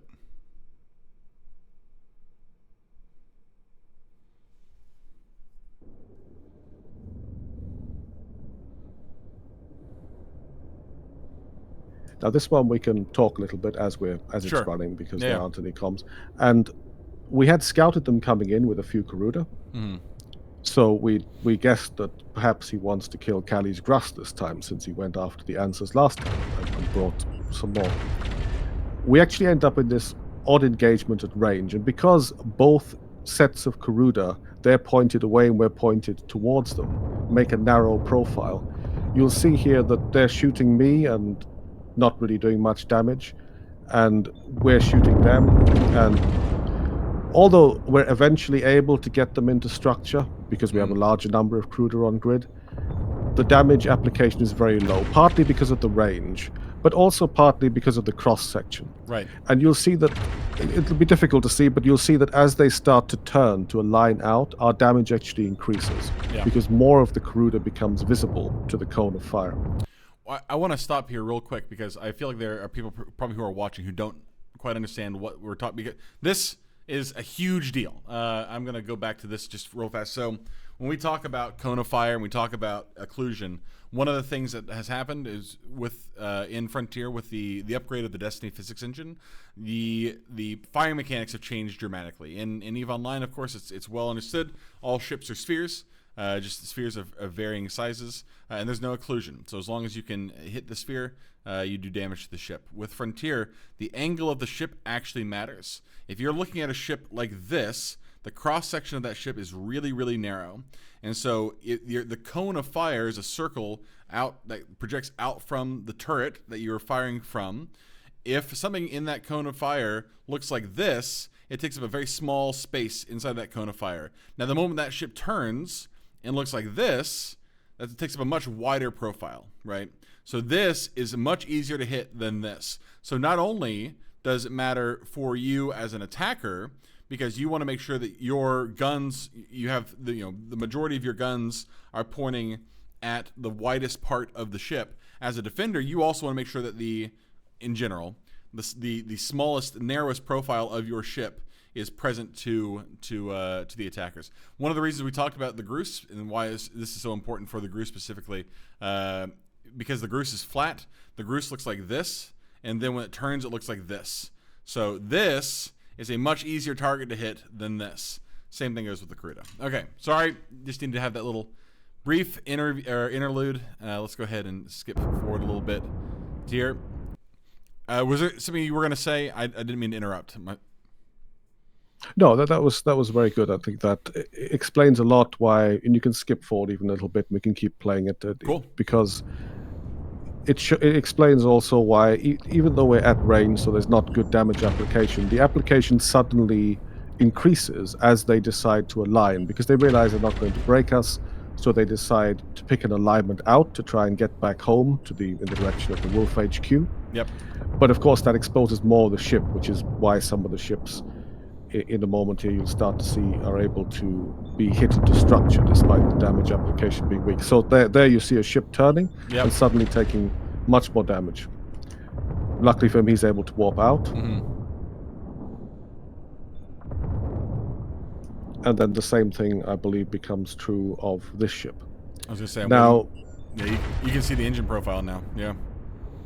Yeah, you can. The lights on the ship too, when you're at range, being able to see the lights of the engine and which way it's turning, things like that play quite a big role. Whereas in EVE, the ships were really just spheres, but dressed up as models. Unfortunately for them, because we have a long time here to see which way they're going, this allows us to get revenge on Lacal, who warps to a gate where, in a moment, as we see, we just follow him to the gate, and it's a fairly cheap kill in that sense, which is the end of the clip here. But it's still a sort of interesting ranged engagement and leaves two Kuruda. So here now I think it'll cut to finding Lacal at this gate where he warped to. Yes, here he is. And he'd already taken damage and goes down. Got him. I mean, a kill is a kill. But although the chief wolf, the alpha wolf, is down, this still left 2 wolves in our area. Sure. And this is really the why I've included this, because it also shows a different side of the game now as well. Because at this point you have a situation where, okay, one of the Kurudas is dead, there are still 2 loose in your area. So people open tools like the Atlas map and other things, all built by players, by the way. The actual in-game map doesn't show player-built Stargates. So Right. it's entirely player-built tools that we're using to try, and our own tools to try and analyze how might these wolves try and go home. And very quickly, we're trying to track them. There are no bubbles, so it's not that easy. Even a big ship like a Garuda, if it's in warp before you, it's not actually that easy to catch up. And even if a micro jumps through a gate with it, it might still spawn far and be able to warp.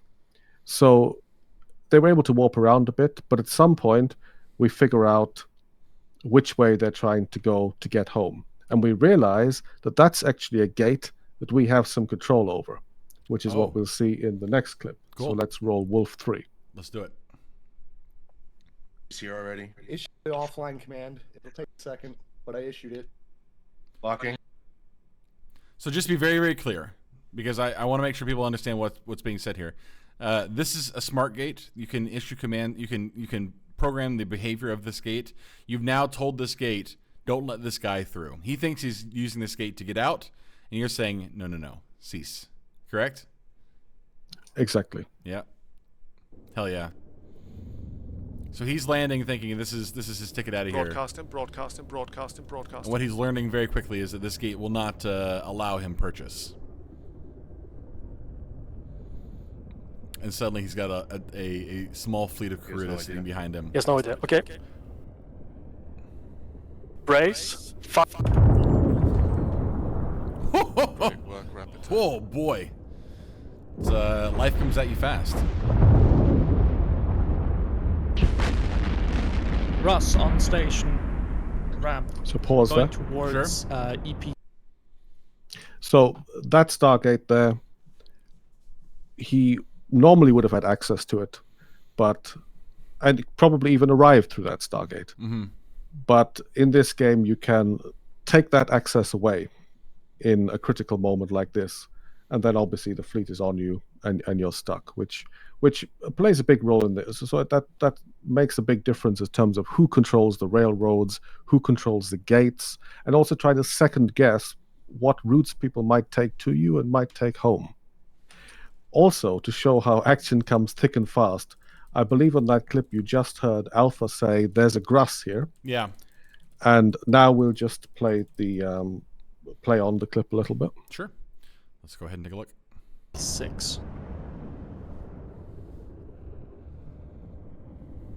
The gate. He's on the gate. He's on the gate. 0.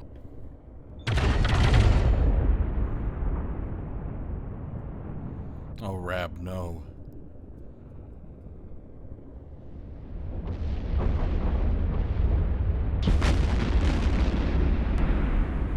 Bless his heart. Now, if we go to the kill board, sure, for a moment. Let me pull that back up. Oh, I pulled up the crew that was killed in the gate. Pretty good kill. Let's go ahead and go back. Rab, let's find Rab. I think this is around the 10th. Yes. Oh, Jesus.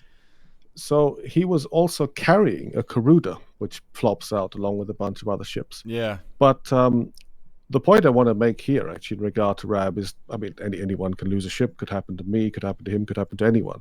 But the amazing point here is that this guy was so noble that he gave a list of ships that had the free passage. Mm-hmm. And during the Wolf engagement, I actually had an open convo with him where he was providing the names of the players. But he preferred another member of his alliance to take, and there was no limit to the list. He could have put 20, 40 names, however many he wanted. But he didn't put himself on the list, despite the fact that he was carrying all this stuff. Mm-hmm. So, I think that's, first of all, it's interesting in the sense that you already have a kind of EVE political style situation with diplomats asking for passage and giving lists of names, and all of that is obviously fantastic in an MMO.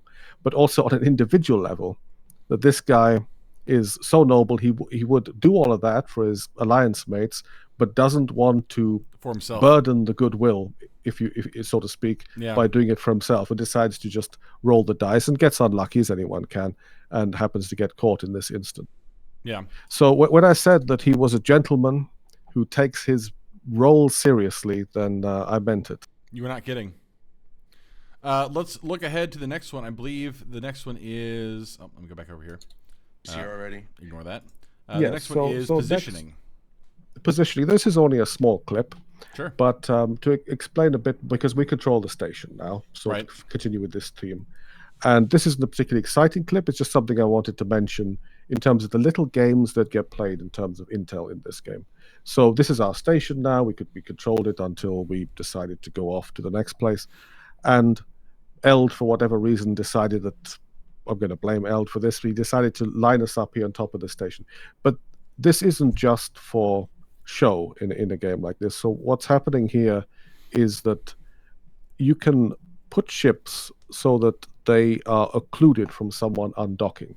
And if someone undocked at this moment, they wouldn't be able to see us, and we wouldn't be able to see them. Sure. Then, as they drift further and further out of dock range, at some point they look initially in the ship overview. Let's say that Frontier has a overview for ships and near objects, and one for far objects, like a travel overview. And the idea here is someone undocks, checks the ship overview, nothing in sight. Everything is calm, all good. Continues to drift from station, switches to travel overview to decide where they want to go today. Sure. But of course, in that time, they've covered more distance from the undock, and we can now see them, but they've got the wrong overview to see us, and then we can shoot them. So little games like that, even when you undock or you check a gate or something else, and you think it's clear in this game, doesn't necessarily mean that it is. Yeah. And it could just be that someone's waiting for you to drift or move and change to your travel overview, and then they will step out from the shadows and stick the knife into your chest. So that's a fun part of this as well. The actual positioning here isn't too important, but I think it leads into an example of a station kill that comes about in fun ways like that. But this is more of a visual thing. Number 17 sparkle, just to show how beautiful the explosions can be in this game. Sure. Yeah, let me pull up number 17. 17 is one of my favorites. Yeah. So this is gunning down a Karuta.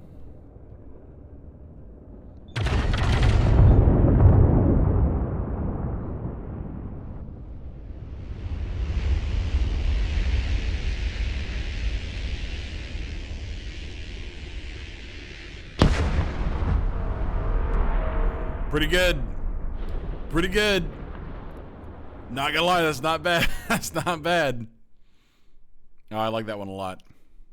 For a game with placeholder graphics, that is not bad. I will say that is beautiful. The next shot that you have queued up, I believe, is the number 18. It's the Moon Eater shot. Do you want to do this one now, or do you want to wait? Sure, let's talk a bit about the Moon Eater, because Sure. after all, this did happen sequentially next. While there was essentially peace now in the West, and we were looking at where else to go. So we decided to drop in on the Moon Eater.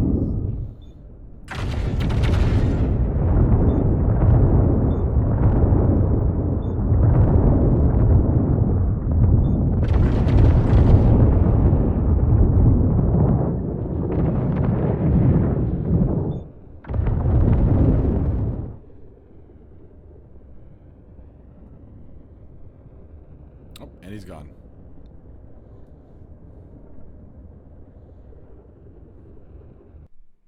Yeah, he takes off in a hurry. He does, and he dropped some nice loot for us. And so to explain a bit about what was happening there, the Moon Eater is this big world boss, essentially. And these two kills, actually, I think, were the first two Moon Eater clears, as it were. Sure. Which probably surprised some people, because in the previous cycle, in cycle 1, we had decided that one particular Moon Eater was special.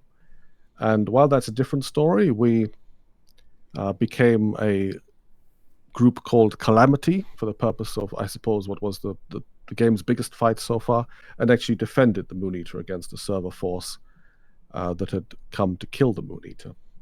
and that particular Moon Eater was saved. So this time around, this being a different Moon Eater, and it being I think it was a quiet Thursday because the Stellar Assembly had been secured. We didn't yet have a clear path to get to the east where the remaining groups were. Sure. So therefore we decided to engage the Moon Eater and do that. Now, the actual means of killing the Moon Eater, or completing the task in this case, and what happens, as you saw there, is the Moon Eater warps off and leaves in an animation and leaves behind a special moon mining laser. And the way we had done that was to use, although it probably wasn't necessary because of the sheer firepower of the Karuda in Cycle 2, which has now got 6 guns instead of the 3 it had in Cycle 1, meaning that it's much harder for the Moon Eater to fight back. Yeah. Nonetheless, we had a system in place where a sepulcher constantly... A sepulcher is a new item in the game where you can bind to it, and it's a respawn point in space, essentially. You anchor it, it's a respawn point. And so we made an old corp with which was called Blood Sacrifice, or the Nordic for it anyway. And we had sacrificial characters there constantly dying and respawning on the Moon Eater. Just to keep its attention. And just to keep its attention and surround it with corpses. Now, in this aspect, although unlike in Cycle 1, when there was a lot of roleplay to do with the Moon Eater event, there is still a little bit of, which we'll visit on another day, I think, overall, but to show a little bit of how lore and mechanics intertwined there. If we open the slide 99 Mausoleum. Yep, this one here. I mean, this shot. Yeah. Now this, to be, I want to be clear about 2 things. One, this isn't something that we produced. This is something that you produced, but this looks a lot like something that we would produce. Talk us through what we're seeing here, because this is, I love this thing. Okay, so in the last cycle, we had some video along these lines with the same kind of production you see here, and this is just a still from things that we'll perhaps see in the future too. But what happened in the climactic battle of Cycle 1 was that the 14 arch-ferals from Calamity engaged the Cerberus fleet and were victorious, but one feral died in that process. Feral drone Tiamat, flown very well by Arkami, I should add. It was no fault of his own. He died. They had 70 people shooting him or whatever. So obviously, death can come quickly. But so but to work with that idea, this is the mausoleum of Tiamat, feral drone Tiamat, in B2 AK7, which was where the climactic battle of Cycle 1 took place. And you can see a few holographic Gruss, which represents his ship, and of course his own burial point is in the middle there. And if we switch to 99 Sarko Tiamat, there we go. We have John and Eld coming to pay their respects to feral drone Tiamat, because of course they led the Calamity fleet victoriously. This member, this feral drone, this arch drone, was felled in battle, and of course is buried in this grandiose way. Now, I think there's an interesting point there too, in terms of how different societies bury their dead, whether that's austere tombs or the hanging coffins of the bow people, or Viking funeral by fire and sea. The way a culture buries its dead can often say a lot about that culture. And so it raises the question, how exactly is an arch-feral buried? Yeah. Which, because yeah, I mean, a feral is just, it is effectively an intelligence that has become feralized. So how do you bury an intelligence, right? Exactly. Because what does it mean as well? Because clearly it's a world where something is lost when you die, because as we said before, death is a serious matter after all. But also because it's an intelligence, something of you returns. So therefore, and some of that is summed up by the very strange structure where it's buried there. But that also links to this idea of sinister societies of the past, totalitarian societies especially. When they took losses, even in victorious situations, they would often have very grandiose, excessive burials of their martyrs to send the message that our blood is worth more than your blood when it's spilled, as part of their propaganda, as part, more than propaganda, as part of the way that they view life. And so here we also have this idea that the death of one of theirs is more significant than the death of so many of their enemies, because after all, 14 calamity against 70, and most from the 70, although most of the people in big ships died. So one could say, well, what's calamity really complaining about? To lose only one in the victorious defensive strike, so what? It doesn't mean much. But from the law side of it, that is the sinister part, that they weaponize this one loss in that sense, that it's arch-feral propaganda in a sense, that their blood has a different currency to that of their enemies. And I could imagine that John and Eld, even being their commanders in this battle, from the law sense, would feel a little trepidation about that point, because they're interacting with intelligences that have a very skewed and different view of the value of life, one life compared to another. And it is interesting. And sorry, go ahead. No, go on. Well, I was just going to say, it's interesting that you touch on these, because this is a lot of what you're seeing here is stuff that we have brushed up against very briefly in a lot of the things that we've put out ourselves as the developers, as a narrative group.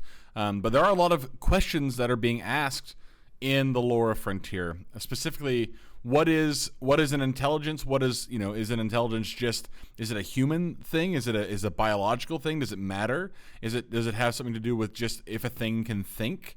And then the broader question, one that has been asked, I think, over and over again by the various factions that have lived and died and are now long buried in the Frontier, is what is a soul? Is it real? And do some things have them and other things don't?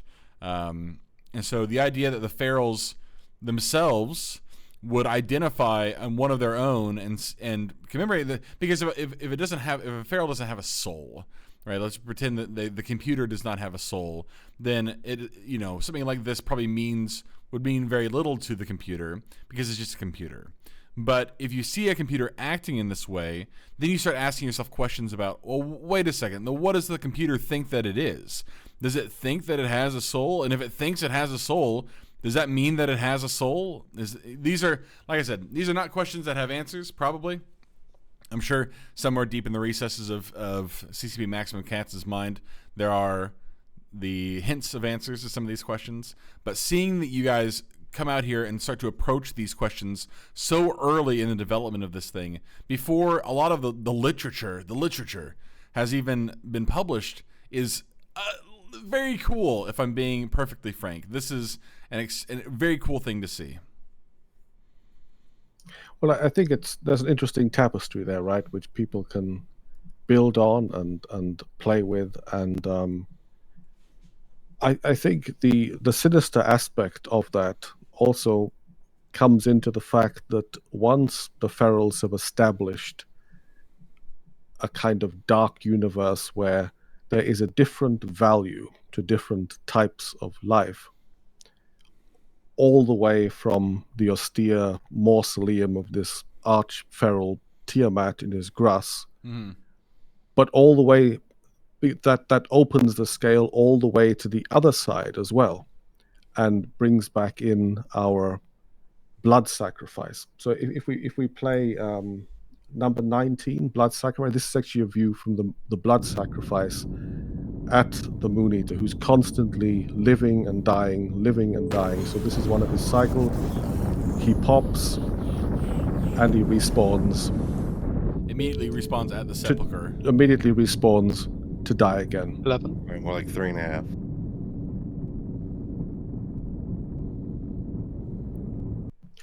Wild. And if you pop open 99 Baal screenshot of 99. the actual. There it is. Yeah. There it is of the actual. Yeah, that's good stuff there, man. Tomb itself. It's gradually there's something Lovecraftian about the cables, because the whole aspect of blood sacrifice starts to come together in an interesting way, because on the one hand, it's a game mechanic, right? It's using the sepulcher, it's using a forager to just endlessly live and die to achieve our objective. So there's a mechanical story there.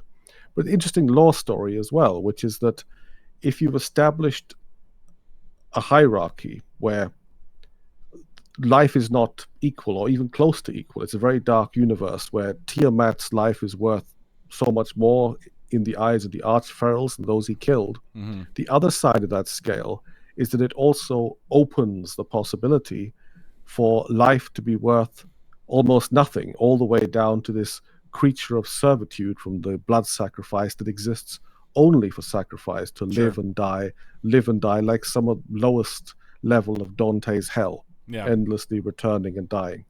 And that's quite a terrifying aspect of sinister societies, totalitarian societies, and also very dark universes. I think it was you who once called this, was it an MMOSH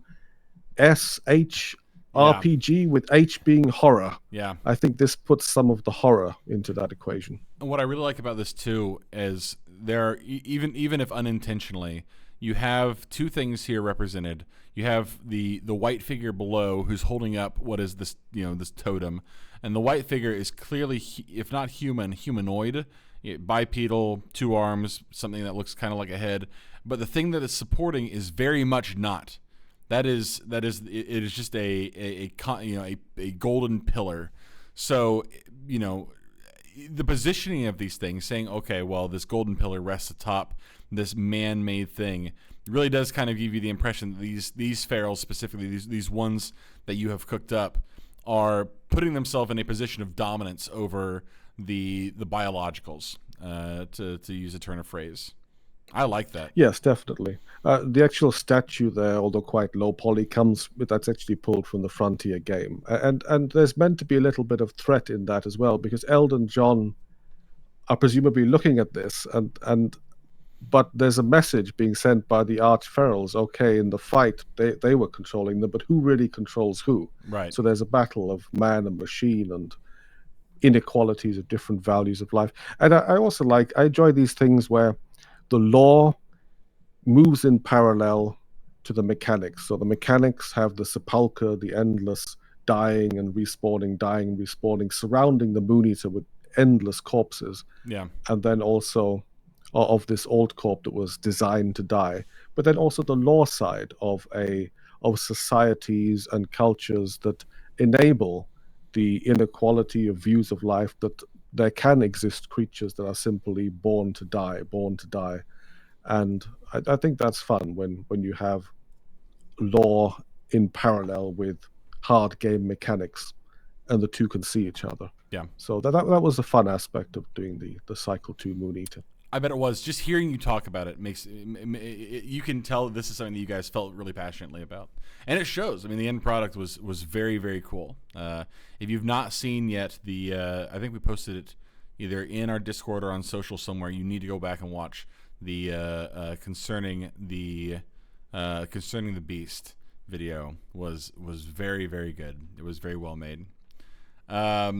let's keep going. We are reaching the end of footage that we have available, but we still have some of my favorite shots you have for us so far to come. So let's go to the next one. What do you have for us? Okay, so next we had the picture state.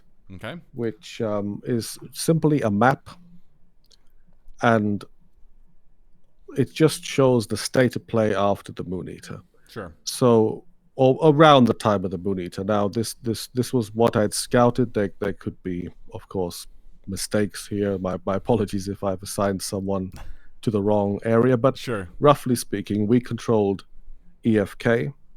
XD had been pushed out, but regrouped successfully closer to the middle of the map in EHN, I believe it is.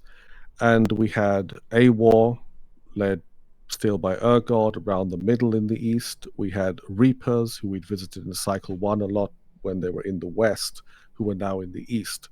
And some of the other groups, of course, as well, like Dead and Bio. So at this point, with Wolf to our north, we of course had our fun with Wolf too. We both enjoyed those engagements, as you saw. But generally speaking, the frontier, if you will, lay to the east. Mm-hmm. So now we decided at this point to go to the east. And in the east, I believe that Reapers and AWAR had been having an interesting kind of to and fro set of skirmishes, often around gates. Reapers have been using turrets very intelligently, and AWAR, led by Urgod, had been dividing his forces and jumping on different timers to try and surprise Reapers, and those two groups have been squaring off. So obviously at this point we wanted to get in on the action. Reapers had been using their Karuda power against AWAR, and AWAR had been using a lot of, I guess, information warfare as well to surprise the enemy.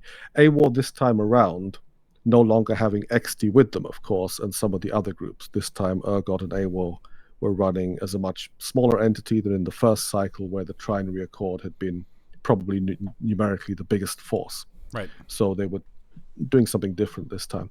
So, of course, all these things made the East appealing and interesting, and we didn't want to miss out on that.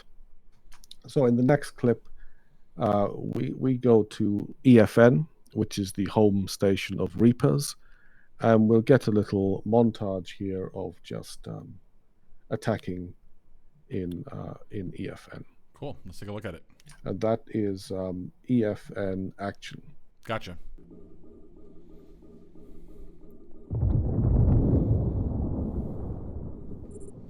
Brace. Fire. Brace. Fire. There we go. I got him. There's a Reap Microraptor here. Then the one I need to point hogs. Or No, point him. Sorry. I got a point on him. I pointed the wrong shot. okay, let's kill the next guy. I have a point. Someone else needs to point him after that. Brace. Fire. He's pointed. Good. Cycle the guns. I pointed him. Ready? Brace. Fire.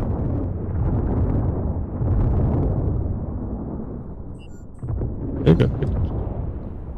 Okay, let's get the gate as well. Something I want to look at real quick here, really fast. So there's a moment just back here a second ago, something that I feel like gets overlooked a little bit, and I think is really cool. And I know we just keep hammering this home, but I feel like I need to, because it is, as a longtime EVE player, I mean, I've played EVE since 2006. This is something that blows my mind, because you see shots that miss, right? You see volleys that end up just flying past somebody. In Frontier, those volleys will hit you if you are in the line of that shot. You'll see it right here. There's a shot that goes straight to the right. Okay. Oh, maybe not. Hang on, a little bit further back. See if I can find it here. He's pointed. Good. Cycle the guns. So I think Cycle one the of the guns. first volleys from this crew Brace. goes to Fire. the right. Yeah. That little bit pause there, it there. Yeah, pulls off to the right. That will the straight up one, hit yeah. somebody if there's somebody else back there. That's. Let's get the I think gate it's so as cool. well. I think it's really cool. Didn't broadcast it.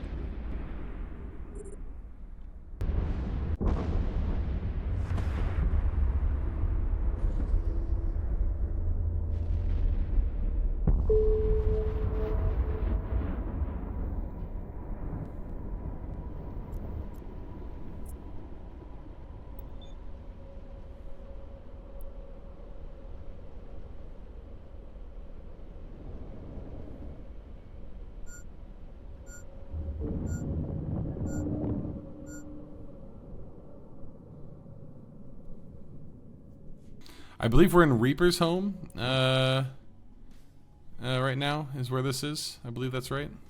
Buying something from the shop. Yeah. When you buy something from the shop, it is yours to do with what you please. You can keep it for the rest of time, or you cannot. I, for example, love vintage photography, so I have a bunch of vintage cameras. And I buy those from people who bought them at some point in the past. They were not locked to them. They didn't buy them specifically for resale value. They bought them because they wanted those cameras, and at some point later down the line, they decided they didn't want them anymore, and they sold it. This is what we're doing. Oh, hey, I'm sorry to interrupt, but oh my god, a fleet has just arrived and has just volleyed a bunch of Karutas. Who is this mysterious fleet? It's fucking Rooks and Kings. It's the boys. That's the boys. Let's get in here and take a look. I mean, just volleying, immediately volleying. They are in hot pursuit, or rather, the fleet that is sitting here is quickly turning into wrecks. I think this poor fella here is going to be next. Hang on.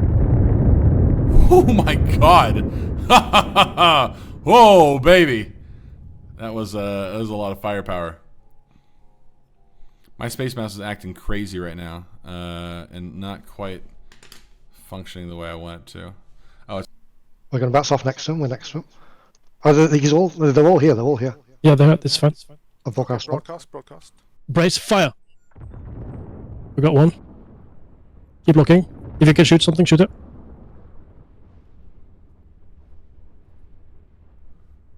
Brace, fire. Nice. Walk back to station. Walk back to station. Wild. So we had a collection there of some ganks on station, a gate fight, and also a station camp that Reapers were doing with Karudas on as part of a long and complicated beef that I haven't entirely followed, so I won't get into. But regardless, presenting a target on stream, there was actually an interesting moment in that as well, which I also made a clip of. Yep, which highlights something that wouldn't happen in EVE Online, but can happen here. You're gonna have to probably talk people through this because it is not immediately obvious what's happening, but my god, is it cool. Sure, so this is, if you look at the target being locked in the top left there, you can pause it for a second and we'll just show the here we go. So it's that ship right now where you can see it's a named Karuda, and other targets are being locked, which are being broadcast. But you'll see there are two triangles overlapping slightly on that first locked target where you can see Department of Resource.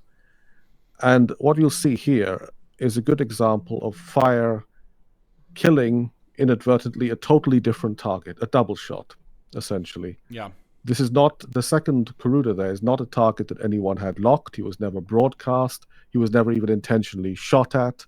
Probably whoever was broadcasting didn't even notice those two near overlapping triangles until they'd already moved slightly further apart. Sure.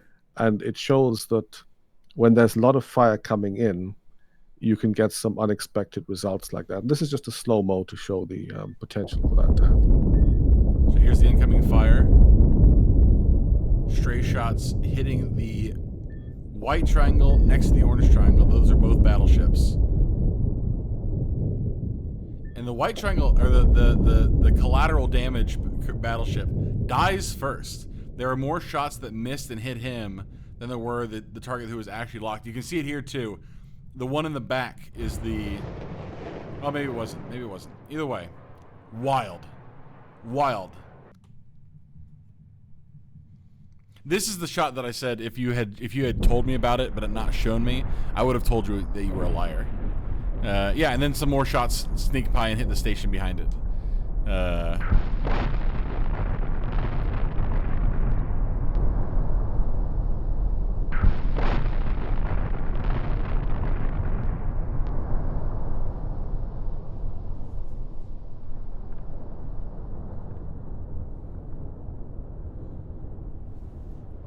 Nuts.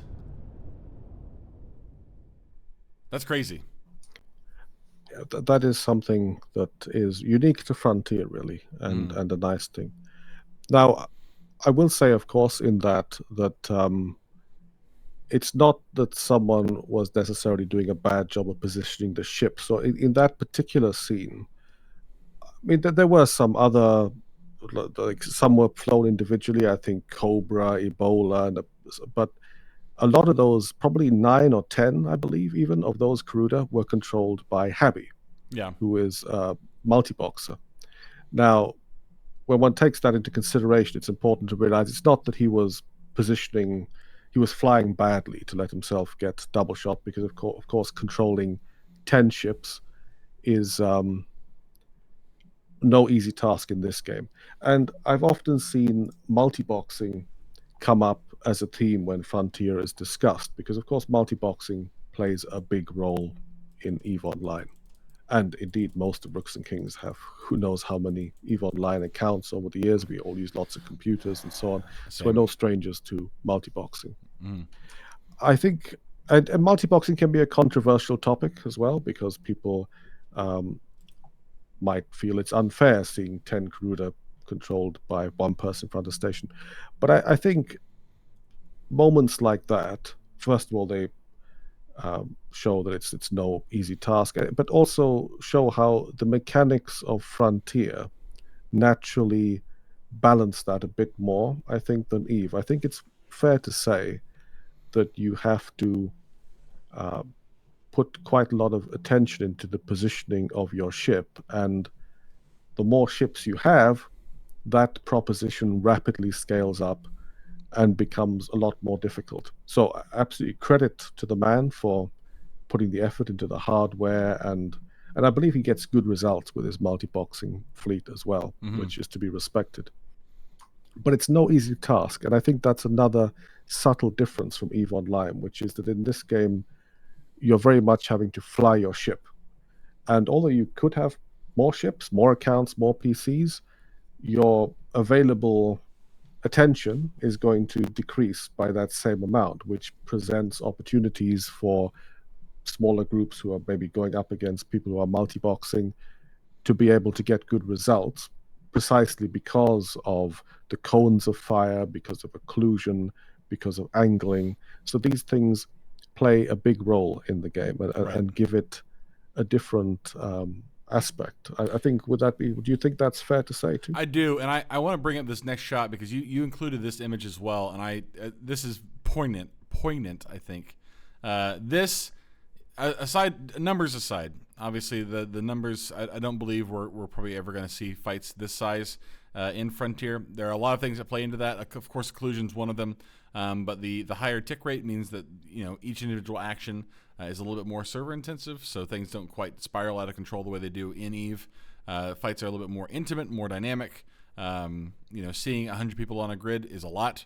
We've only seen that once or twice so far, but it is, it's impressive when it happens. It's a lot more. There's more to it. It happens very quickly, like you said earlier.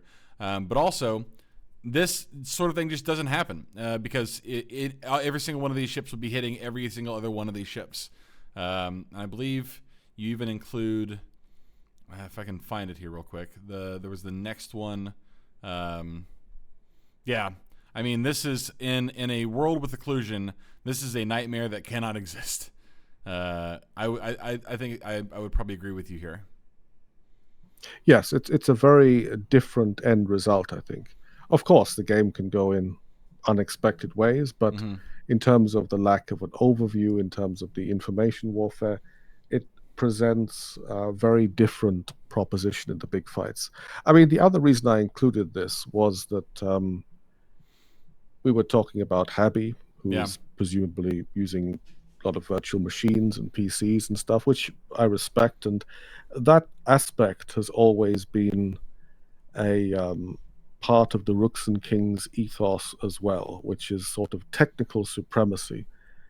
And what I mean by that is that people don't often think about EVE Online as a game like Crisis or something. They think, and it's true that you can go on the train and open an old laptop, and probably just like in EVE Online, you can probably log into Frontier and do things. And in that sense, it's a broad church technologically. You can do a lot with a little as well. But over the years, EVE also, like these pictures be a good example too, in the fact that to be able to capture things like that from, let's say, 15 years ago in 4K and 8K resolutions like that. I think this particular picture involved quad slide Titans to be able to get the video memory to record it back then. Part of that was also about the fact that things happen once in EVE, and I think that'll be true in Frontier as well, that there's a moment in time and you're there and you capture it, and then you bring something back from it. And if you miss it, it's gone. So the technology is important. But more than that, also, it's important in terms of the gameplay of EVE Online, because it was a big part of the information warfare. If you were able to keep brackets on in big fights, to see fighter bombers moving, to see drone swarms, to load grid faster, all those things were a big part of it. I remember actually CCP Swift always being amused about the fact that we often, early on, even insisted that triage pilots would have to need the best SSDs to load grid fast. Mm-hmm. We went pretty far in that direction. I mean, it was a point I wanted the key players all to have PCs that were in the 3D Mark Hall of Fame and so on. And I mean, he's right, obviously, that there's a silly element to that, but there's also and there's actually, we mentioned the blood sacrifices earlier. I was actually testing different SSDs, and eventually the Optane 5800X is much faster than any NVMe SSD, and therefore the main blood sacrifice was run on an Optane. Mm-hmm. Is that entirely necessary? Probably not. But does EVE offer this sort of ability to indulge if one wants to? Probably yes. And I would say that falls under the category of peppering life with magic, in the same way that during the pipe bombing, did I need to use an antique stopwatch? No, I could probably use the Windows one. But there's something delicious about shopping to buy an antique stopwatch to kill someone in space. And those little moments, I would say, are also part of the foundation of a digital life. And so when Habby and others work to set up big multi-boxing setups, I'm sure he has to play around like everyone else with virtual machines and different server racks and whatever he's setting up. There's an element of adventure to that, and I respect that, because we also share that sort of adventurous spirit. Mm-hmm. And so I think there is an aspect there, which I think CCP Swift would agree with that too. I think he's also someone who appreciates peppering life with magic. And there's a little bit of that in the technological adventure of EVE Online. And the reason I mention that also here is because I think, not necessarily in terms of the computing power you'd need or the money you'd need to spend on graphics cards, but more in the sense that there is a lot of interesting technology in Frontier. Mm-hmm. We may not end up seeing a scene like this with tens of thousands of drones and objects, because, like you said, I mean, they're going to all hit each other. It'll end in a disaster. Yeah. If we do see it, it'll be a very big explosion. But I think we'll see other interesting technological end results in terms of the tools people are building, in terms of the tech behind the game, and the fact that the builders on the builder side of the game, will be able to create more interesting projects probably than ever before, some of which will leverage tech. So I think that's an important thing to appreciate alongside of it. And I mentioned that because the multi-boxing situation also that was attacked on, but attacked in the game sense, obviously, but lauded in the other sense. Sure. Well, I mean, hell, man, this is your insight is particularly unique, both just because obviously you've been around for a long time and have been active for a long time, and now you've been able to see sort of where we came from and where we're going, and so I appreciate you spending so much time. I mean, we've been here for 2.5 hours. I feel like we could go for another 2 if we needed to. And this will not be the last time. Certainly, this will not be the last time we talk to you or people from Rooks and Kings. Obviously, we are going to continue to do these interviews with players. I'm going to line up a couple more. Hopefully, Lord Maldoror being the first in line will inspire his comrades to step up and join me as well. Lord Maldoror, seriously, an insane thing that you've done here tonight, being able to produce all this video, have it available for us, being able to talk through it instance by instance. You talk about moments in fights. I don't know if I remember anything that happens in the last couple fights that I've ever been in. So that is something that I don't know if anybody else but you can do, and I am sincerely appreciative of it. Thank you so much. Well, it's been fun. Let's end on, at least for now, on a clip. First let's go to the kill board and check where we were at here. So we'd gone to the east. We can scroll down a bit there. Yep. And so we scroll up a bit more. So these are all kills in the east. Mm-hmm. Okay, so these are kills in the east. So we got so then, okay, at some point, yes, we get to Mad Monk there in a Gruss. So this was after we'd been camping the station a bit in the east, and just maybe the target, it wasn't such a target-rich environment anymore, but we were still on the lookout for people doing different things. Now, I mentioned the Stellar Assembly earlier, which was the fact that big ships are built in the Stellar Assembly easily. But that's not always the case. You can also build big ships in Printer Ls in this game. Building ships in Printer Ls can be dangerous. A different kill, which I won't show the clip of here, involved a case where I saw an Answer undocking every 15 minutes, warping off to a smart gate, coming back, warping off. But it was always slower aligning when heading out than coming back in. And in Frontier, what you're carrying makes a big difference to your align time and the properties of your ship. So if you see an Answer aligning slowly and it's going off to a smart gate, it's obviously carrying something. Sure. So I followed him to the smart gate, and sure enough, there was a printer farm in space. Nothing compared to the printer farm we'll witness in a minute, but still a printer farm.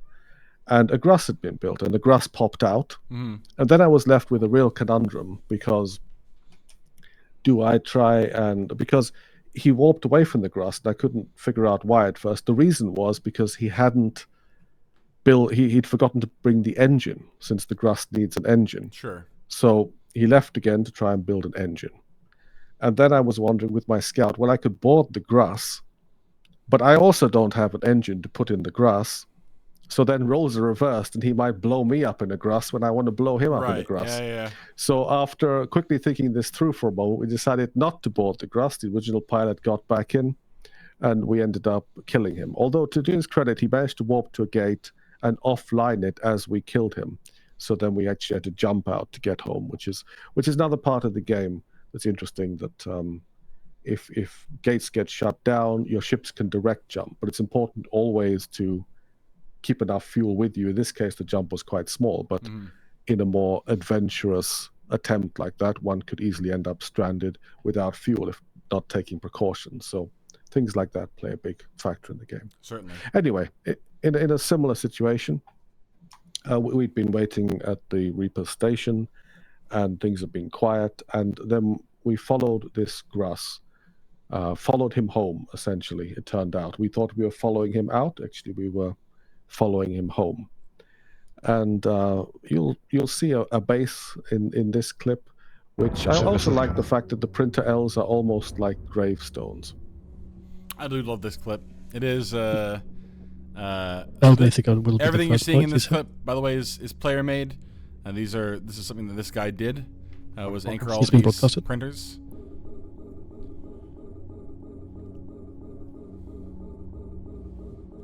Get ready. Ready. Race. Fire. We pop all those printers while we're here, since they just pop. Yep. Just go through. Some printers that are close. The person next to the printer, which is me, I'm going to move away from the printer slightly.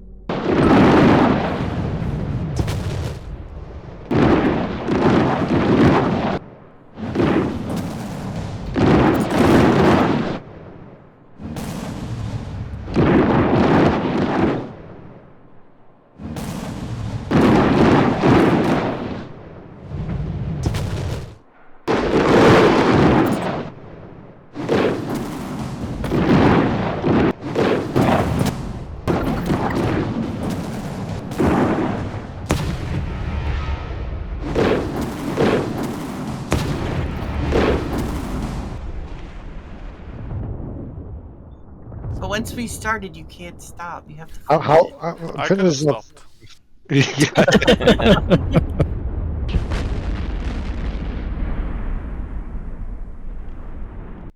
Very good. Very, very good. I should have played that one at 100% speed, and then we'd have a very long stream. we would have been here for another 2 hours afterwards. Hell yeah.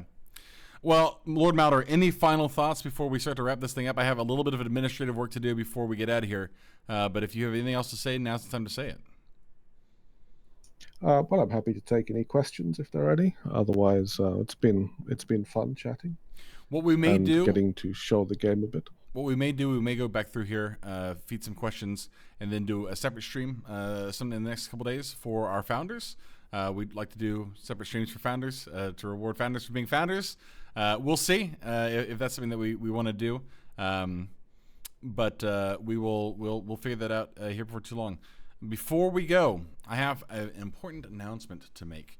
If you have liked what you have seen so far, but you're thinking, founder access, it feels like a lot. I don't know if I want to. I don't know about spending money on this thing. It's still an alpha. Good news! We're doing another free period starting next Friday. That'll be 10 days of free access to Frontier. You can join up with your buddies, join a group that already exists in game. We're going to be doing 10 days of free access. We'll be doing some contests during that time. We'll be giving some stuff away. It'll be a lot of fun. Should be good. If you have ever been uncertain about wanting to get in there and you're maybe not willing to commit, good news. You don't have to commit. All you got to do is sign the NDA. It says you're not going to share videos or screenshots like I just did. I am the NDA. And if you do that, you get to come in and play for free for 10 days. It'll be a lot of fun. The market is, we're doing some market testing right now. Shout out to CCP Kalira, doing a lot of economy testing. So it'll be fun to see what an influx of new people will do to the Frontier. So that's coming out next Friday. I'm going to put out some social messaging here in the next couple of days to let people know about it as well. And who knows, maybe you and your homies get together, come into the Frontier, join a group, form your own group, and maybe you two can get killed by Rooks and Kings. Who knows? Lord Maldoror, thank you so much for joining us, man. It has been a real pleasure, and I sincerely appreciate you hanging out with us tonight for, again, 2.5 hours. That is not nothing. This has been very, very cool. Thank you so much, sir. I appreciate that. It's been fun. Been nice being able to show the game, and definitely for all the people wanting to check out the Frontier. I mean, many of the people we've been fighting on the clips here, be that Reapers or Wolf or XD or AWAR or others too. There are amazing groups out there, led by very talented people. Probably at some stage, who knows, this will be the OG Frontier crew fighting against the invaders one day together. Who knows? But yeah, people joining the game, check out the recruitment threads and all, because there are a lot of interesting, culturally different groups, all of which are valid and interesting and have good people leading them. So it's an interesting point to join the game as well. Hell yeah. And I think there's a lot people can appreciate that. I agree. And thank you so much for being a hell of a representative for our game, Lord Maldoror. Folks, we'll be back next week. We're going to be doing some more streams. We'll have the beginning of free access, our next free access period. So keep it tuned for that. It's a good time to be here. He's absolutely right. It is a good time to be on the frontier. So until next time, I have been CCP Jötunn, joined alongside my good friend, Lord Maldoror. We will see you guys next time. And until next time, we'll see you on the frontier. Have a good night. Take care. And we'll see you later.